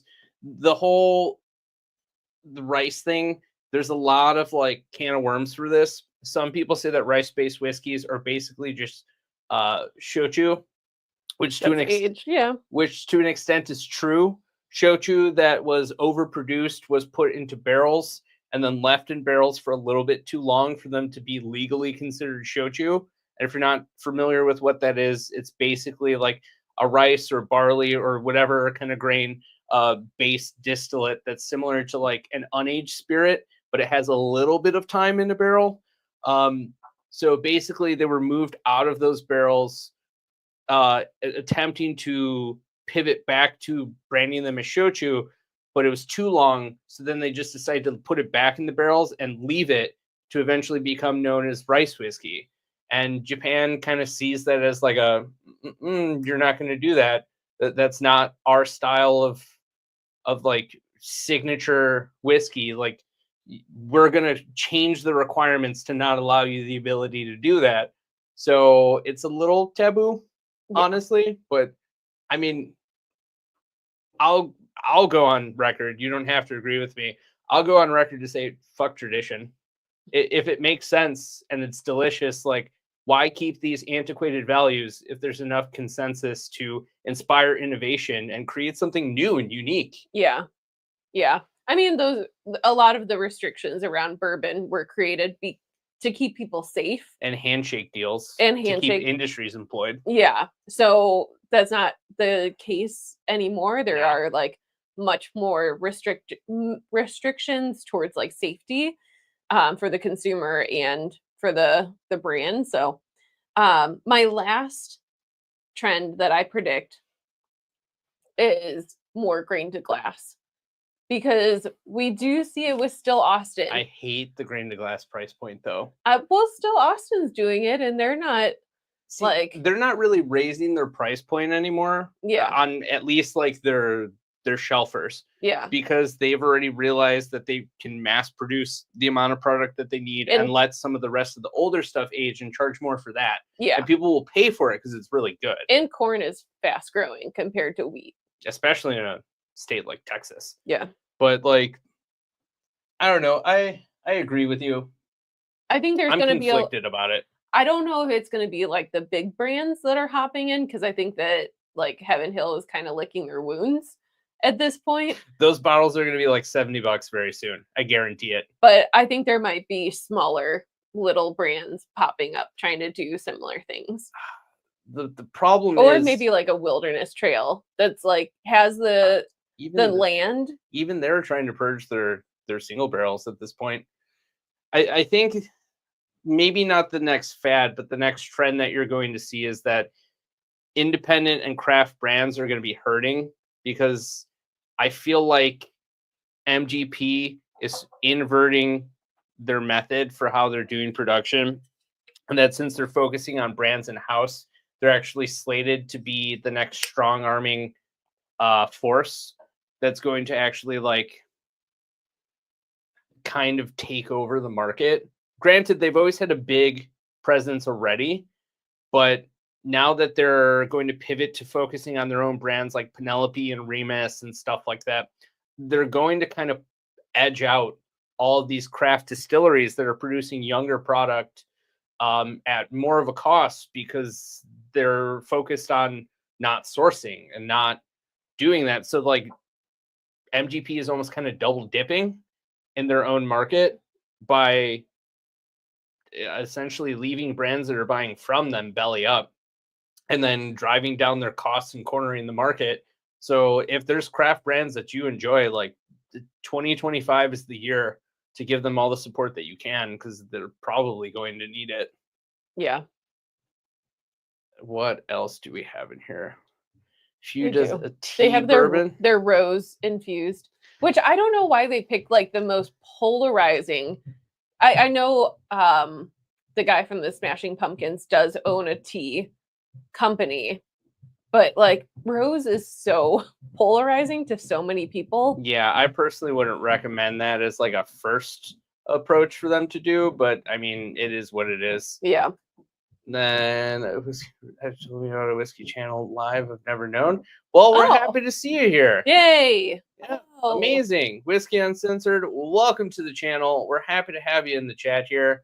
For those that are watching, if you haven't smashed the like button yet, now is your opportunity to mess with the algorithm. Yeah. Make sure other channels on YouTube get the ability to see us and vice versa. Like, if you love our lives and other people's lives and just their videos in general, every time you smash that like button, it helps them get greater reach to be introduced to people that they've never seen before. So we're very happy to see somebody who's never seen our channel that's doing, just God honest work. Indeed. Also, I want to hear we did just drop our top 10 whiskeys of the year as well. I want to hear what everyone else has on their top 10. Yeah, and if you can't get top 5. Yeah, let's do top 5. And then if there's like a tie, like feel free to put that in if it sneaks in like a 6th one, if you really can't limit it to just the 5. We struggled very hard with our list. I know. So it was originally going to be a 5, and then when everyone on one of our last lives was like, no, 10. I was like, okay, thank you. That's honestly, like 10 is harder and easier at the same time. Yeah, the cast strength is really where it's at. Yeah. Honestly, we got this one from Specs, and it's what, like 60.85. It is delicious. I love that one. Yeah, they always sell out like immediately. They do not last for long. Any of the JT Mellick, like older stock, stronger stock, like, and by that I mean higher proof, like they're gone like that. Yeah. I put on notifications, and by the time I get on the site, they're gone. Yeah, and if you sign up for Bourbon Outfitters newsletters, they usually let you know too. Yeah, and that's kind of the argument we made at the beginning of this. Like, Frey Ranch is decent, but am I spending $80 for it? No. And I think that the bubble is bursting right now for craft distilleries, and it's not looking good for all of these smaller brands that are charging more for the same amount of product. And I think that your average consumer, at least people like us that are amassing collections, we can't really afford to keep on getting burnt everything by like $80 bottles that we only kind of like. And I just think that the average person who's like a daily drinker, or they're like looking for something a little nice to kind of show their friends when they come over, or a present too. Yeah, I just don't see that lasting for a lot longer. I think that the harsh reality of this industry over expanding is going to very quickly be realized within the next year to 2 years. And again, support your craft brands while you can. If you truly love them, just keep supporting their products, whether you're going to their distillery and checking them out or buying their merch or whatever. Literally anything you can to support them, because they're going to need your help. Not terrible, but not great. That one might be out of context. Oh, the Few one. Oh, yeah. They're okay. We had the Rose, and it's not my cup of tea. No pun intended, but yeah. So I've intentionally been letting this kind of air out a little bit. I definitely get like a desserty, like secondary wine aging on this. I get a little apple. I can see that. Like a gala apple. Yeah. Or a pink lady. Because it's like sweet, like almost cloyingly sweet, but like restraint. Now you're going off the reservation. Why? I'm just messing with you. Is it because I said cloyingly? No, when you said pink lady. I don't know what that is. You don't know what a pink lady is? But my memory doesn't immediately go to that. Oh, I've had it like once. You don't like fruit. That's why. It's not that I don't like fruit. It's just that I don't eat a lot of it. Yeah, you should. It's good for you. Fruit's always like a good idea until I forget about it for too long. And then I'm like, this is why I don't buy fruit. It's good fiber. Everyone needs more fiber. Americans don't get enough fiber.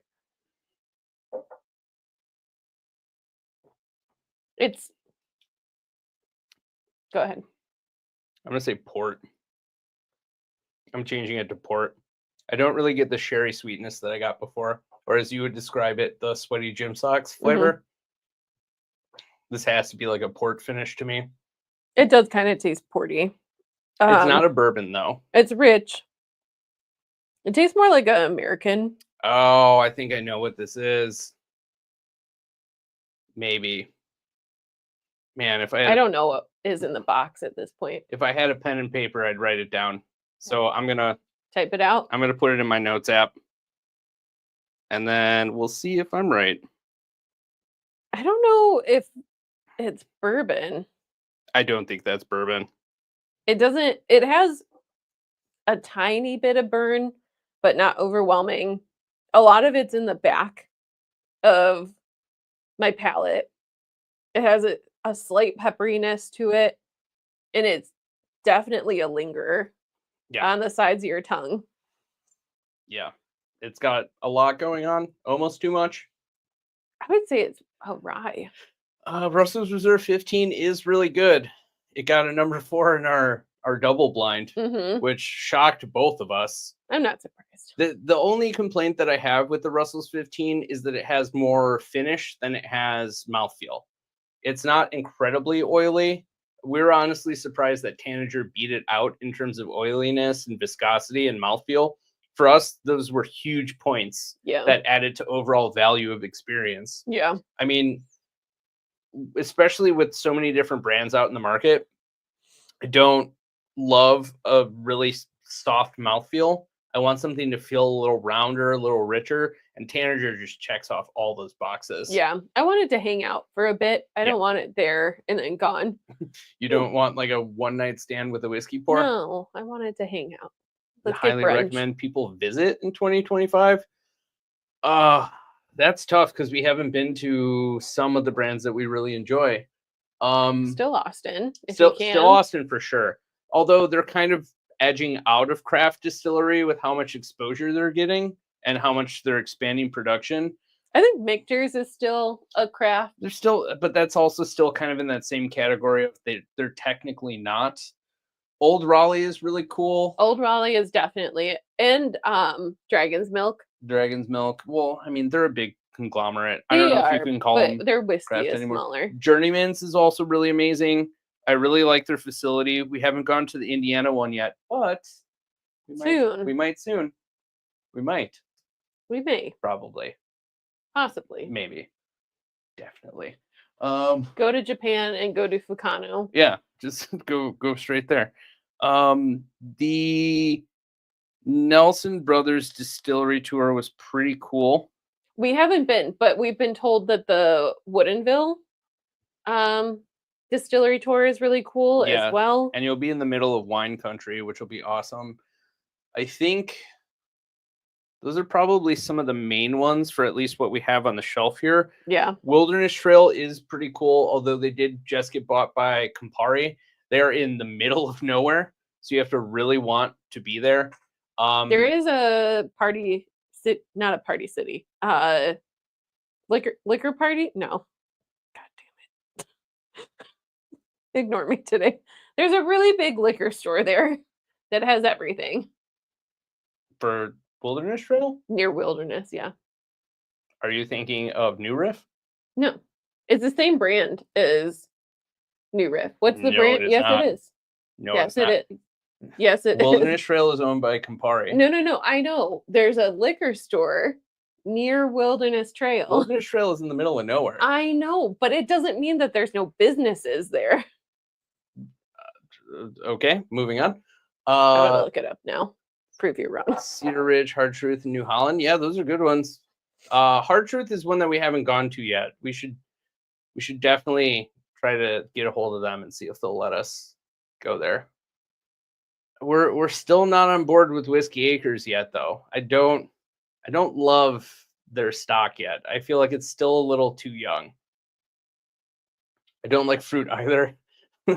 Not to eat fruit. I used to love it as a kid. I ate like cantaloupe and cherries and apples and like watermelon. I ate so much stuff, but I just as an adult, I don't really eat it as much. Tony sides with you, hopefully for some brownie points. Fruit is nature's dessert. Yes, fruit is delicious. Iron Root, yeah, that's the. Oh. That's not. I'm thinking of Iron Fish. Yeah, I am too. Yeah, that we're not thinking of the same thing. I don't think we know Iron Root, honestly.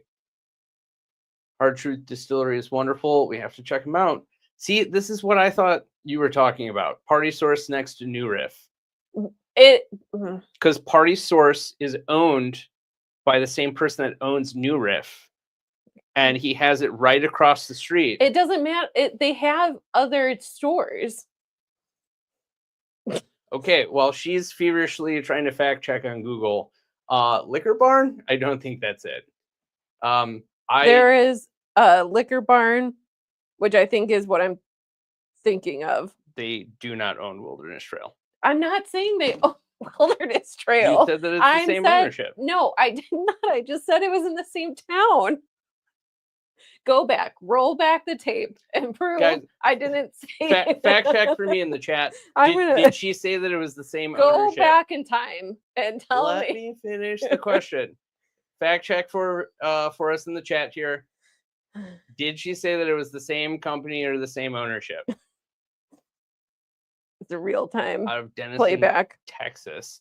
Yeah, I don't know Iron Root at all. Yeah, it's definitely a Liquor Barn that we went to, and it's huge. That one is ginormous. Yeah, I don't think I know. She did not. All right, fine. I'm wrong. Boom. Thank you. Wrong. You get a pour of whatever you want, person 29. Within reason. Okay, I'm wrong. I'll admit I'm wrong. Thank you for the playback. I appreciate it. I think maybe I just got confused because I thought that you were thinking of New Riff, and I mistook it for that. So I'm sorry. Thank you. I appreciate that. What do you think this is? I put down that I think this is a Still Austin finish. Oh. I put port rye, but I don't think they've made a port rye. It definitely gives me rye vibes. It's definitely a finished rye. Yeah. Could I tell you what kind of finish? No, but it's sweet. I almost said midwinters, but I don't think it's midwinters. Do we have a midwinter? I don't know if we have one in the box here. Do you want to see what it is? Let's go for it.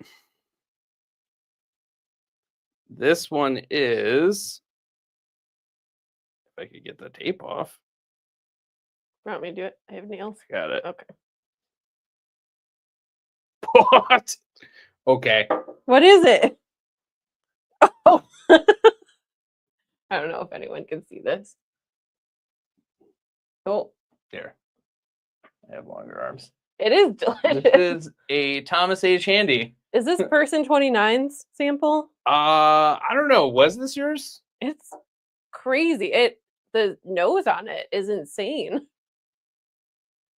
I'm trying to find this place out. Yep, I was like, I don't know what's happening right now. I don't know what we're doing.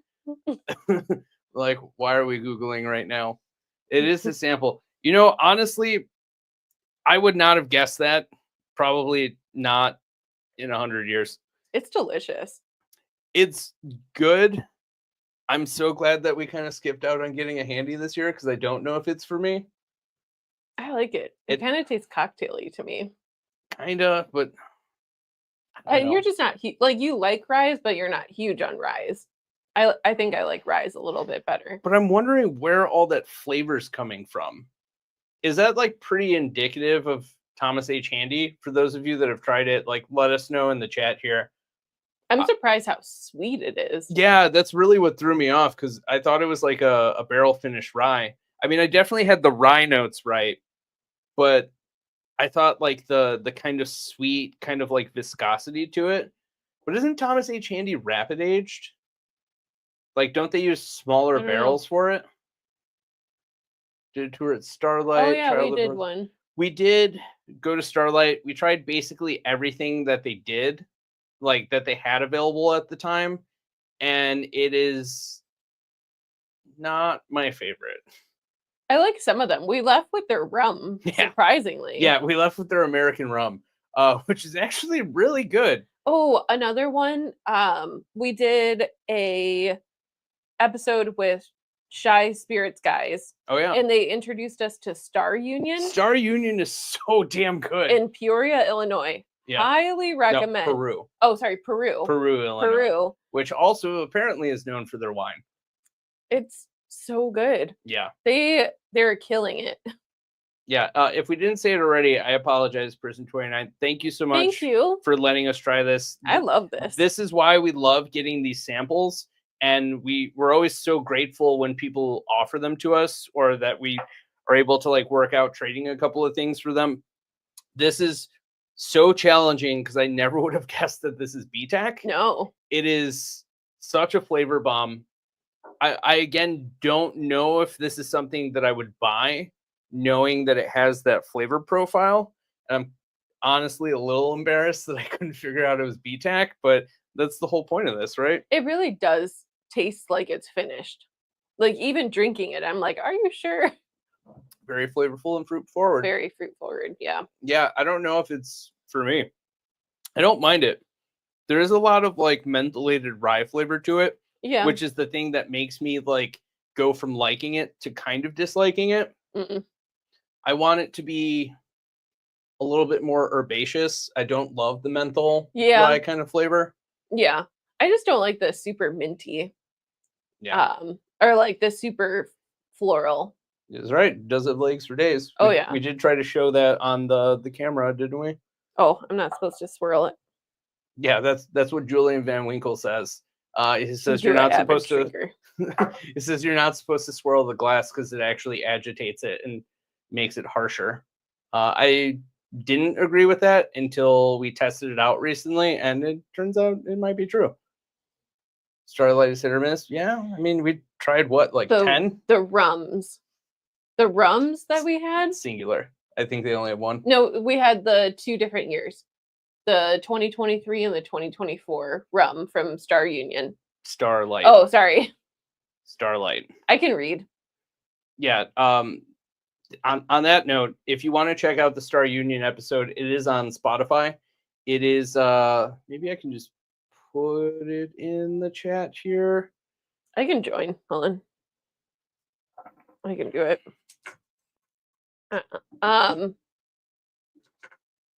Yeah, those are super good. I agree. Starlight I could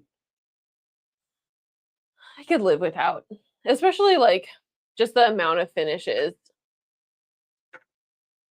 I think if you don't have like a good base, then your finishes are just like Yeah, absolutely. Heard good things about the blackberry one though.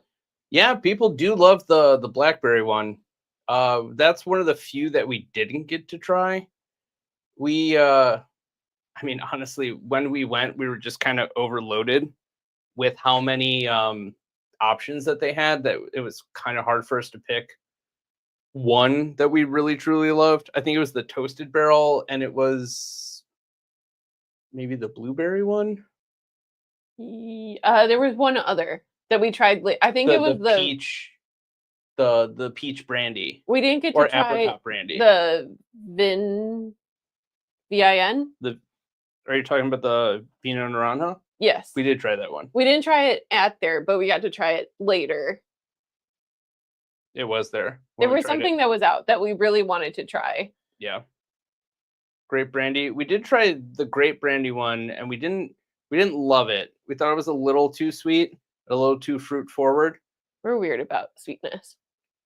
You're my first Thomas H. Handy. Oh, so it's in a regular one. I don't know where we heard that from. Maybe it's like the floor that they put it on, because it like, I guess technically ages faster depending on the location. 6 years and 3 months. Yeah, that's not a lot of time. Yeah, that's very young for something like that.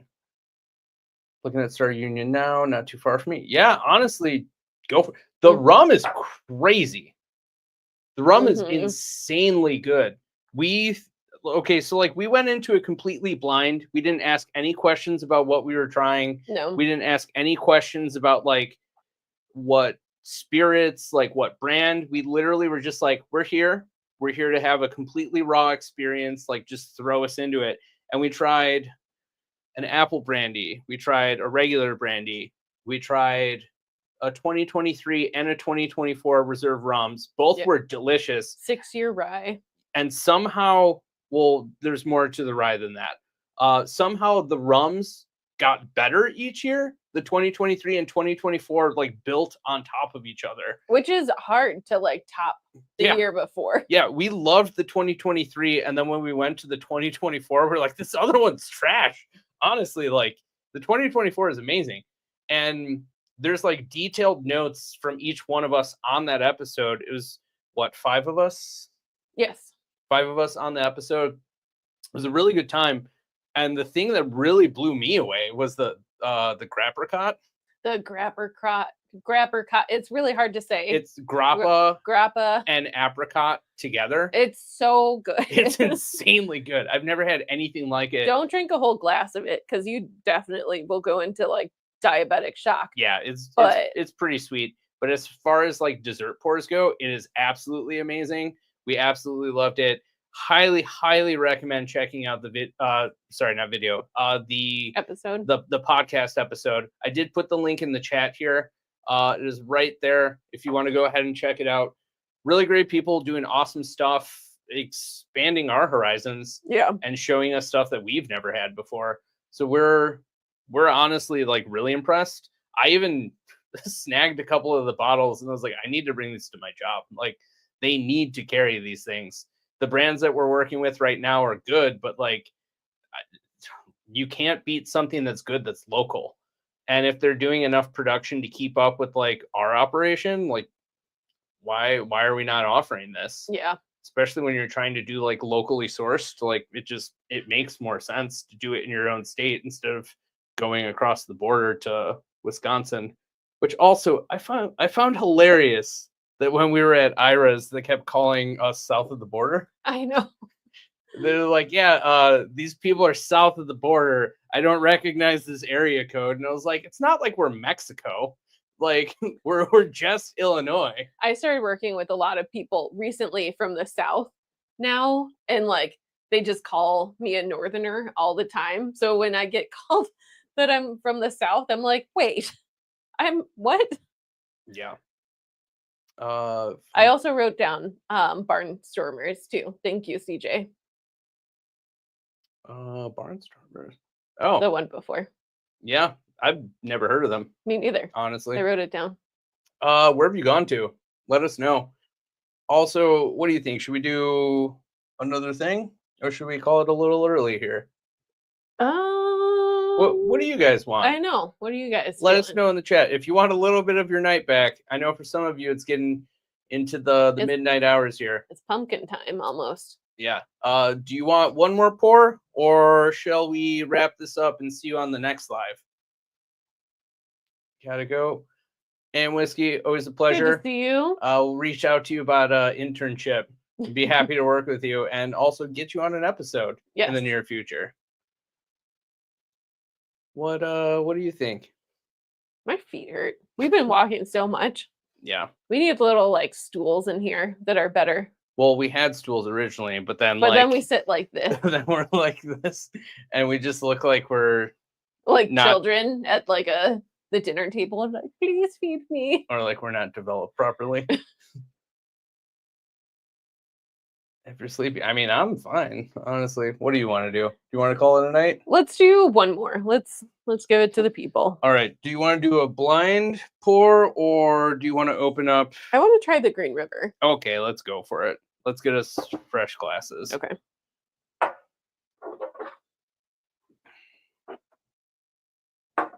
We were gonna open it by ourselves too. There we go. Happy New Year, Happy Red New Kayak. Year. Thanks for joining the stream. We'll close it out on a strong note with the Green River here. Oh yeah. Oh gosh. gosh. Doing this past week. Yeah, we were. What are we doing? Are we doing a live next Thursday? Not yet. Every 2 weeks. Yeah, we're doing it every 2 weeks. We did originally talk about revisiting in the new year and seeing if we do every week. That's still kind of TBD. This week we are doing sort of like a full breakdown for what we want our next year of content to look like. So we might kind of circle back to that and see if we start to do it every week. But you'll know. You'll see all the thumbnails. Oh yeah. So this is a Green River single barrel pick from Binny's. 60.3, I think. Thank you. 60.3. Perfect. Justin and more in Chicago. Oh, yeah. Nice. We met the master distiller there. Yeah. We did talk to, what is his name? Colin Moore. Really nice guy. Very friendly. We're going to see about maybe doing a tour there and seeing if maybe he'll let us do some filming action. They do have a low-key dart league that they're doing. That's true. That I might have just blown the door wide open on. It's not so secret now. Yeah. Thanks, Chris. Well, that's fine. We have enough of a wonderful collective of people that won't ruin it for anyone. Right? Right? Right. No, I'm looking at you guys. We trust you all. I'm looking at you, Tony. Don't you get on a plane and go to the dart league. Yeah, every single week. And don't you dare invite me to come with you when you're going. Yeah, grab a board for yourself. Come on, let's go. I'm on vacation the next 2 weeks, so I know the noses. I want to like give it a little time to open. Oh, it'll get picked on a blind eventually. It's in here. It is. That's what I was thinking it was, the Still Austin Madeira. I thought that for like half a second and didn't have like the salty rainwater kind of flavor. Yeah. I thought again for like that much time, I was like, maybe this is a Still Austin finish, but nope, definitely not. Keep drinking like Bruce did on his last stream. I didn't catch that one. What happened? I hope he got a little wasted. You know what I get on the nose? What? This brings me back to our end of your like blind tastings. I get Play-Doh. Oh, you get Play-Doh again? Yeah. I get a lot of not ethanol, but I don't know. What's ethanol without the burn? Smells. Thank you. She gets smells on the nose, guys. Oh my god, there are so many smells on the nose. I guess we're gonna find out soon if it has the same grape note. We haven't had any of their single barrels with the exception of the one that we have coming. The foolproof definitely is very grapey. Oh, enough said. If Jill wasn't there, I'm sure he just went on and on. It's crazy to think that they just hit such a milestone. I think they hit 700,000. That is wild. Is anyone watching the Mr. Beast games? Yeah, right. Chris just showed me the trailer for that, and I was like, the trailer alone has like it's like Squid Games on steroids. 109 million views, and I'm like, okay.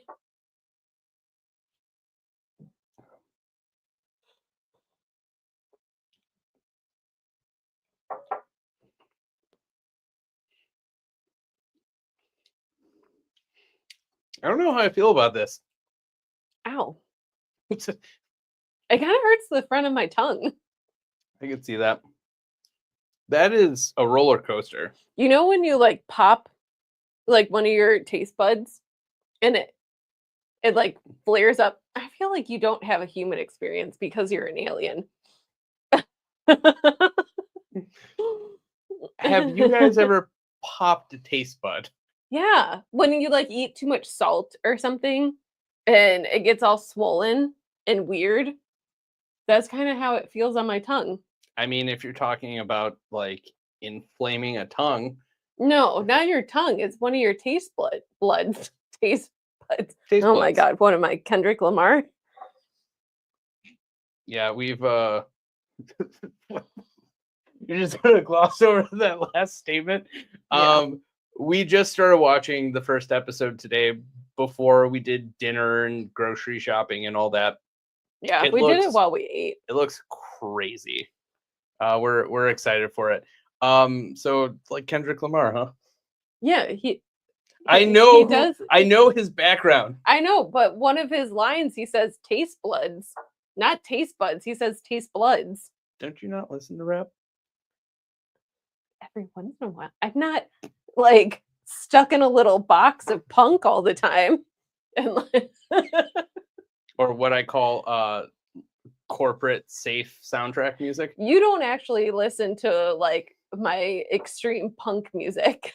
I don't make you listen to any of that. And I'm thankful for that. You're welcome. It's not my scene. CJ, I'm sorry, but also you're welcome, I guess. Whatever. You don't get it. All right, so let's break down what we actually get on this. Smells. The nose, I get like Play-Doh and mothballs. I could see the salinity. I don't say Play-Doh. I get grape, like Eagle Rare grape. I don't agree with that, but I don't have a little red fruit. I don't get... Okay, I can maybe see red fruit. Like a boysenberry. You know, as one needs. No, normal people eat boysenberries. Eventually, we're going to have to boil down our tasting notes into more approachable things. I could see like fresh raspberries on the nose. That I can agree with. Like early season raspberries when they're like just barely ripe.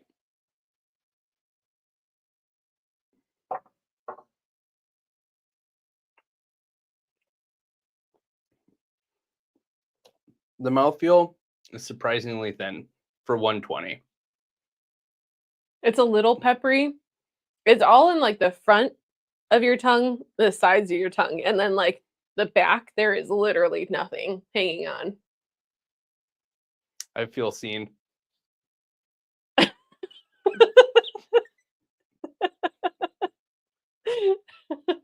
Yeah. We get a little creative. Sometimes I'll be like, are you feeling okay today? If I'm not saying weird shit, am I actually here? If she stops saying weird things, she ceases to exist. Like Marty McFly in Back to the Future. She just suddenly starts to fade out and I can see through her hand. And then I'm like, don't drop the whiskey. You exist. And she's like, oh my God. Oh my God. I do exist. This tastes like elderflower. And I'm like, no, it doesn't. Like, this is bourbon. That's not possible.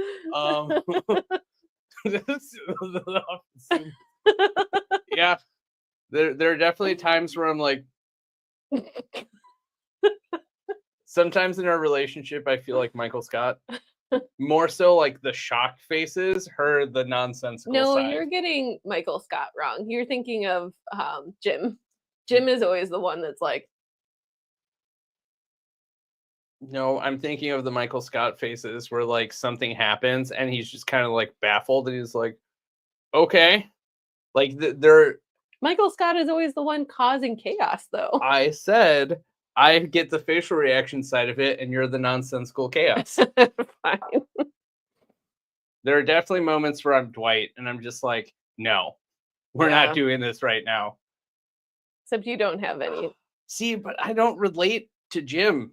I relate to Michael Scott a little bit. You are not Michael Scott. Okay, all right. You are not silly enough to be Michael Scott. What are you talking about? You're a combination of Dwight and Jim. All right, we're breaking up tonight. This is it, guys. I hope you enjoyed our last live stream. Thanks, Tony. I'll be sending my request for breakup bottles in the mail to you. We will be keeping the podcast, but we will not be together. We will be splitting up the bottles. If you touch that tanager, I'm coming after you. Well, luckily enough, we have two. Not yet. I get the unopened one. No. Definitely not. Well, I get the Hogsworth. I'm just kidding. What if I picked all like the really weird bottles and I was just like, I want the... What's the weirdest thing we have? This pause right now. We do have some weird things in here. Like, I need the Forest and Fable, or else I will scream. The Casey Jones. The Casey Jones, I would definitely want. Yeah, it's pretty weird though. What else? What would be the weird stuff? I need the Jack Daniels number 7. As we or I will scream. As we publicly talk about a fake breakup. Yeah, I don't know. I feel like most of our bottles aren't that weird. Maybe the rice whiskeys. Those are kind of weird. What would be weird if we had like, I don't know. I'm sure to some people our collection is weird. Yeah, we do have giggles. You gotta laugh through the pain, right, Tony? Would you ever drink bourbon that was aged in chartreuse? A rye aged in chartreuse I would do. Yeah. But it'll also depend on which chartreuse. That's true. It's also a weird segue, but I like it. I was just thinking of the question from earlier. Like, what next big finishes do you think that'll be? And it has to be something weird. I don't know. Gin finished? Would you drink that? Definitely not. I feel like you're just inverting Old Tom gin. Okay, would you rather drink a bourbon aged in chartreuse, or would you rather drink a chartreuse? Koval okay. Ambarana straight for the rest of your life? For the rest of my life? Yeah. You said gin aged in chartreuse? No, bourbon aged in chartreuse. Yeah, I would do that. For the rest of your life? You didn't say that to both of them. Yeah, it's the both. Do I get to try both first? Yes. Okay. Probably the chartreuse. Okay, that's really weird. It's... You could just have I would just have old fashions all the time. I'd get bored of that. I know, but at least it wouldn't be like weird and licoricey all the time. I love chartreuse. As long as it's in a cocktail. I like chartreuse too, but I can't drink it every day. But you can drink Koval Ambrana every day? On the rocks, I guess. I don't understand sometimes.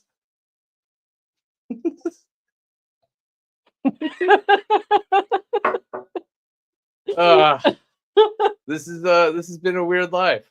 Okay, one more. Would you rather? Yeah, that's what I'm saying. Yeah. Well, also, apparently the monks silently announced that they're withdrawing their usual, or let me rephrase.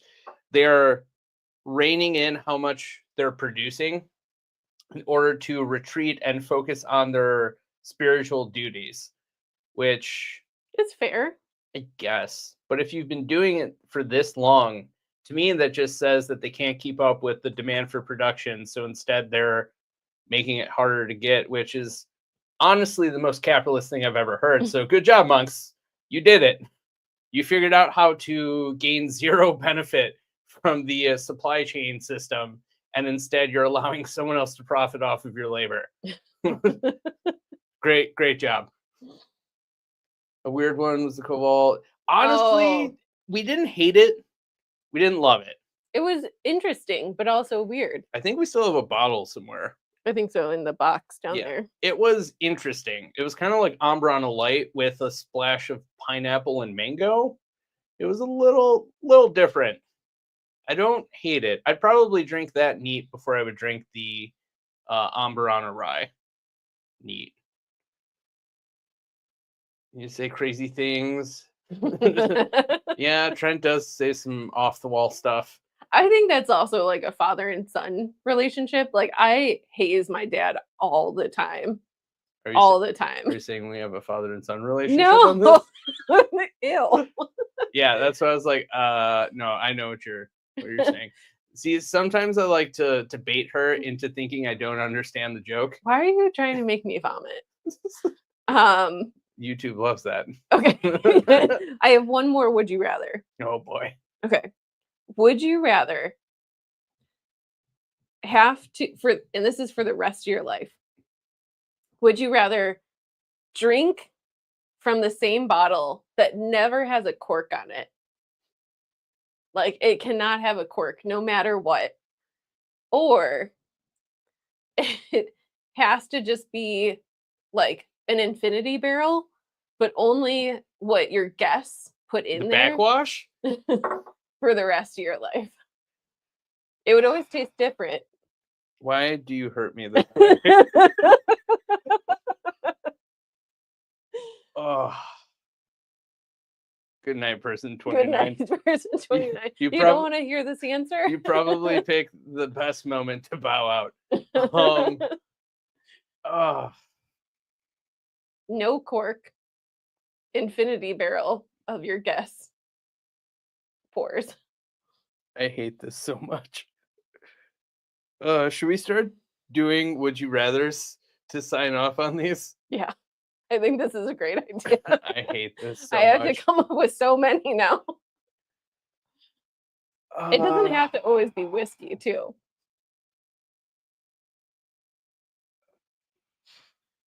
What's your thought process? This hurts me so bad. I think that the cork never being on is arguably worse because it's just going to go bad and it's going to get oxidized and it's eventually going to taste terrible. Yeah. Whereas the backwash, you're always going to know you're drinking somebody's spit, but the alcohol will at least make it kind of sterile because it needs to be at least above 70% for it to be sterilized. And if you're drinking at least 80 proof, like, again, whatever germs are in it would potentially be dead.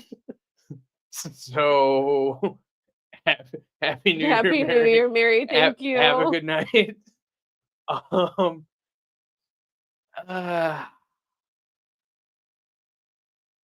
Can I just die instead? No, you have to pick one. That's the rule.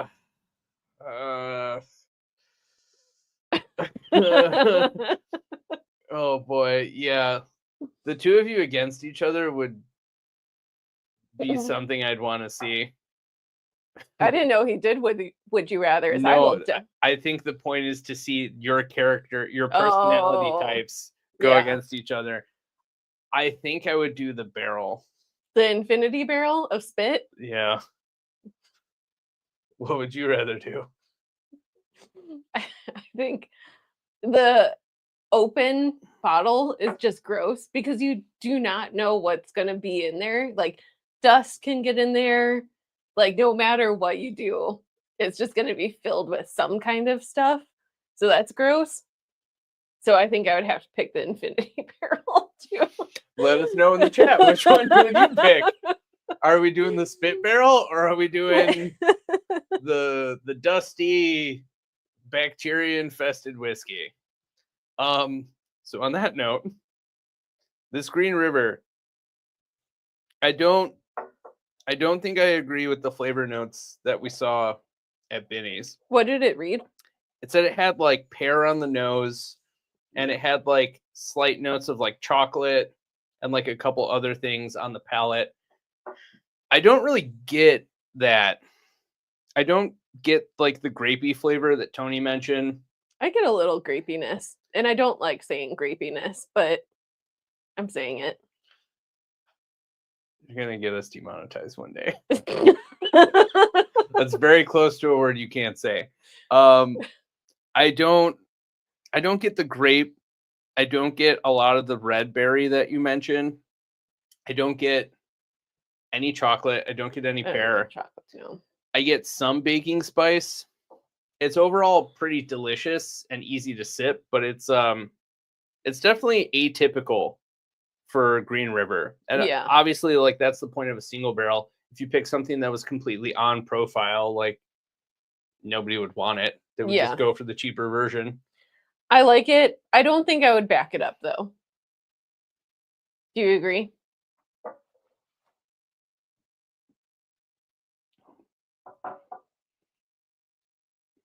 I get a little bit of peanut for a second.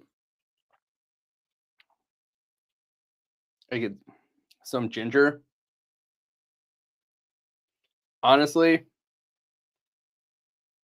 I think I prefer our pick. Yeah, of course. I mean, we picked it for ourselves. Where did I put it? Maybe we save that for another time. Well, this has been a ride. This has been quite a ride. I hope everyone has a happy new year. Yeah. And thank you for spending the day after Christmas with us. Yeah. A nice decompression of family time with your extended YouTube family. Yeah. We really appreciate those of you that sat through the shenanigans towards the end of this. If you want to see more Would You Rathers, please let us know in the comments. And apparently I'm Jim signing off. And this is Michael Scott. I am Michael Scott. Absolutely. Good night, all. Bye. Happy New Year.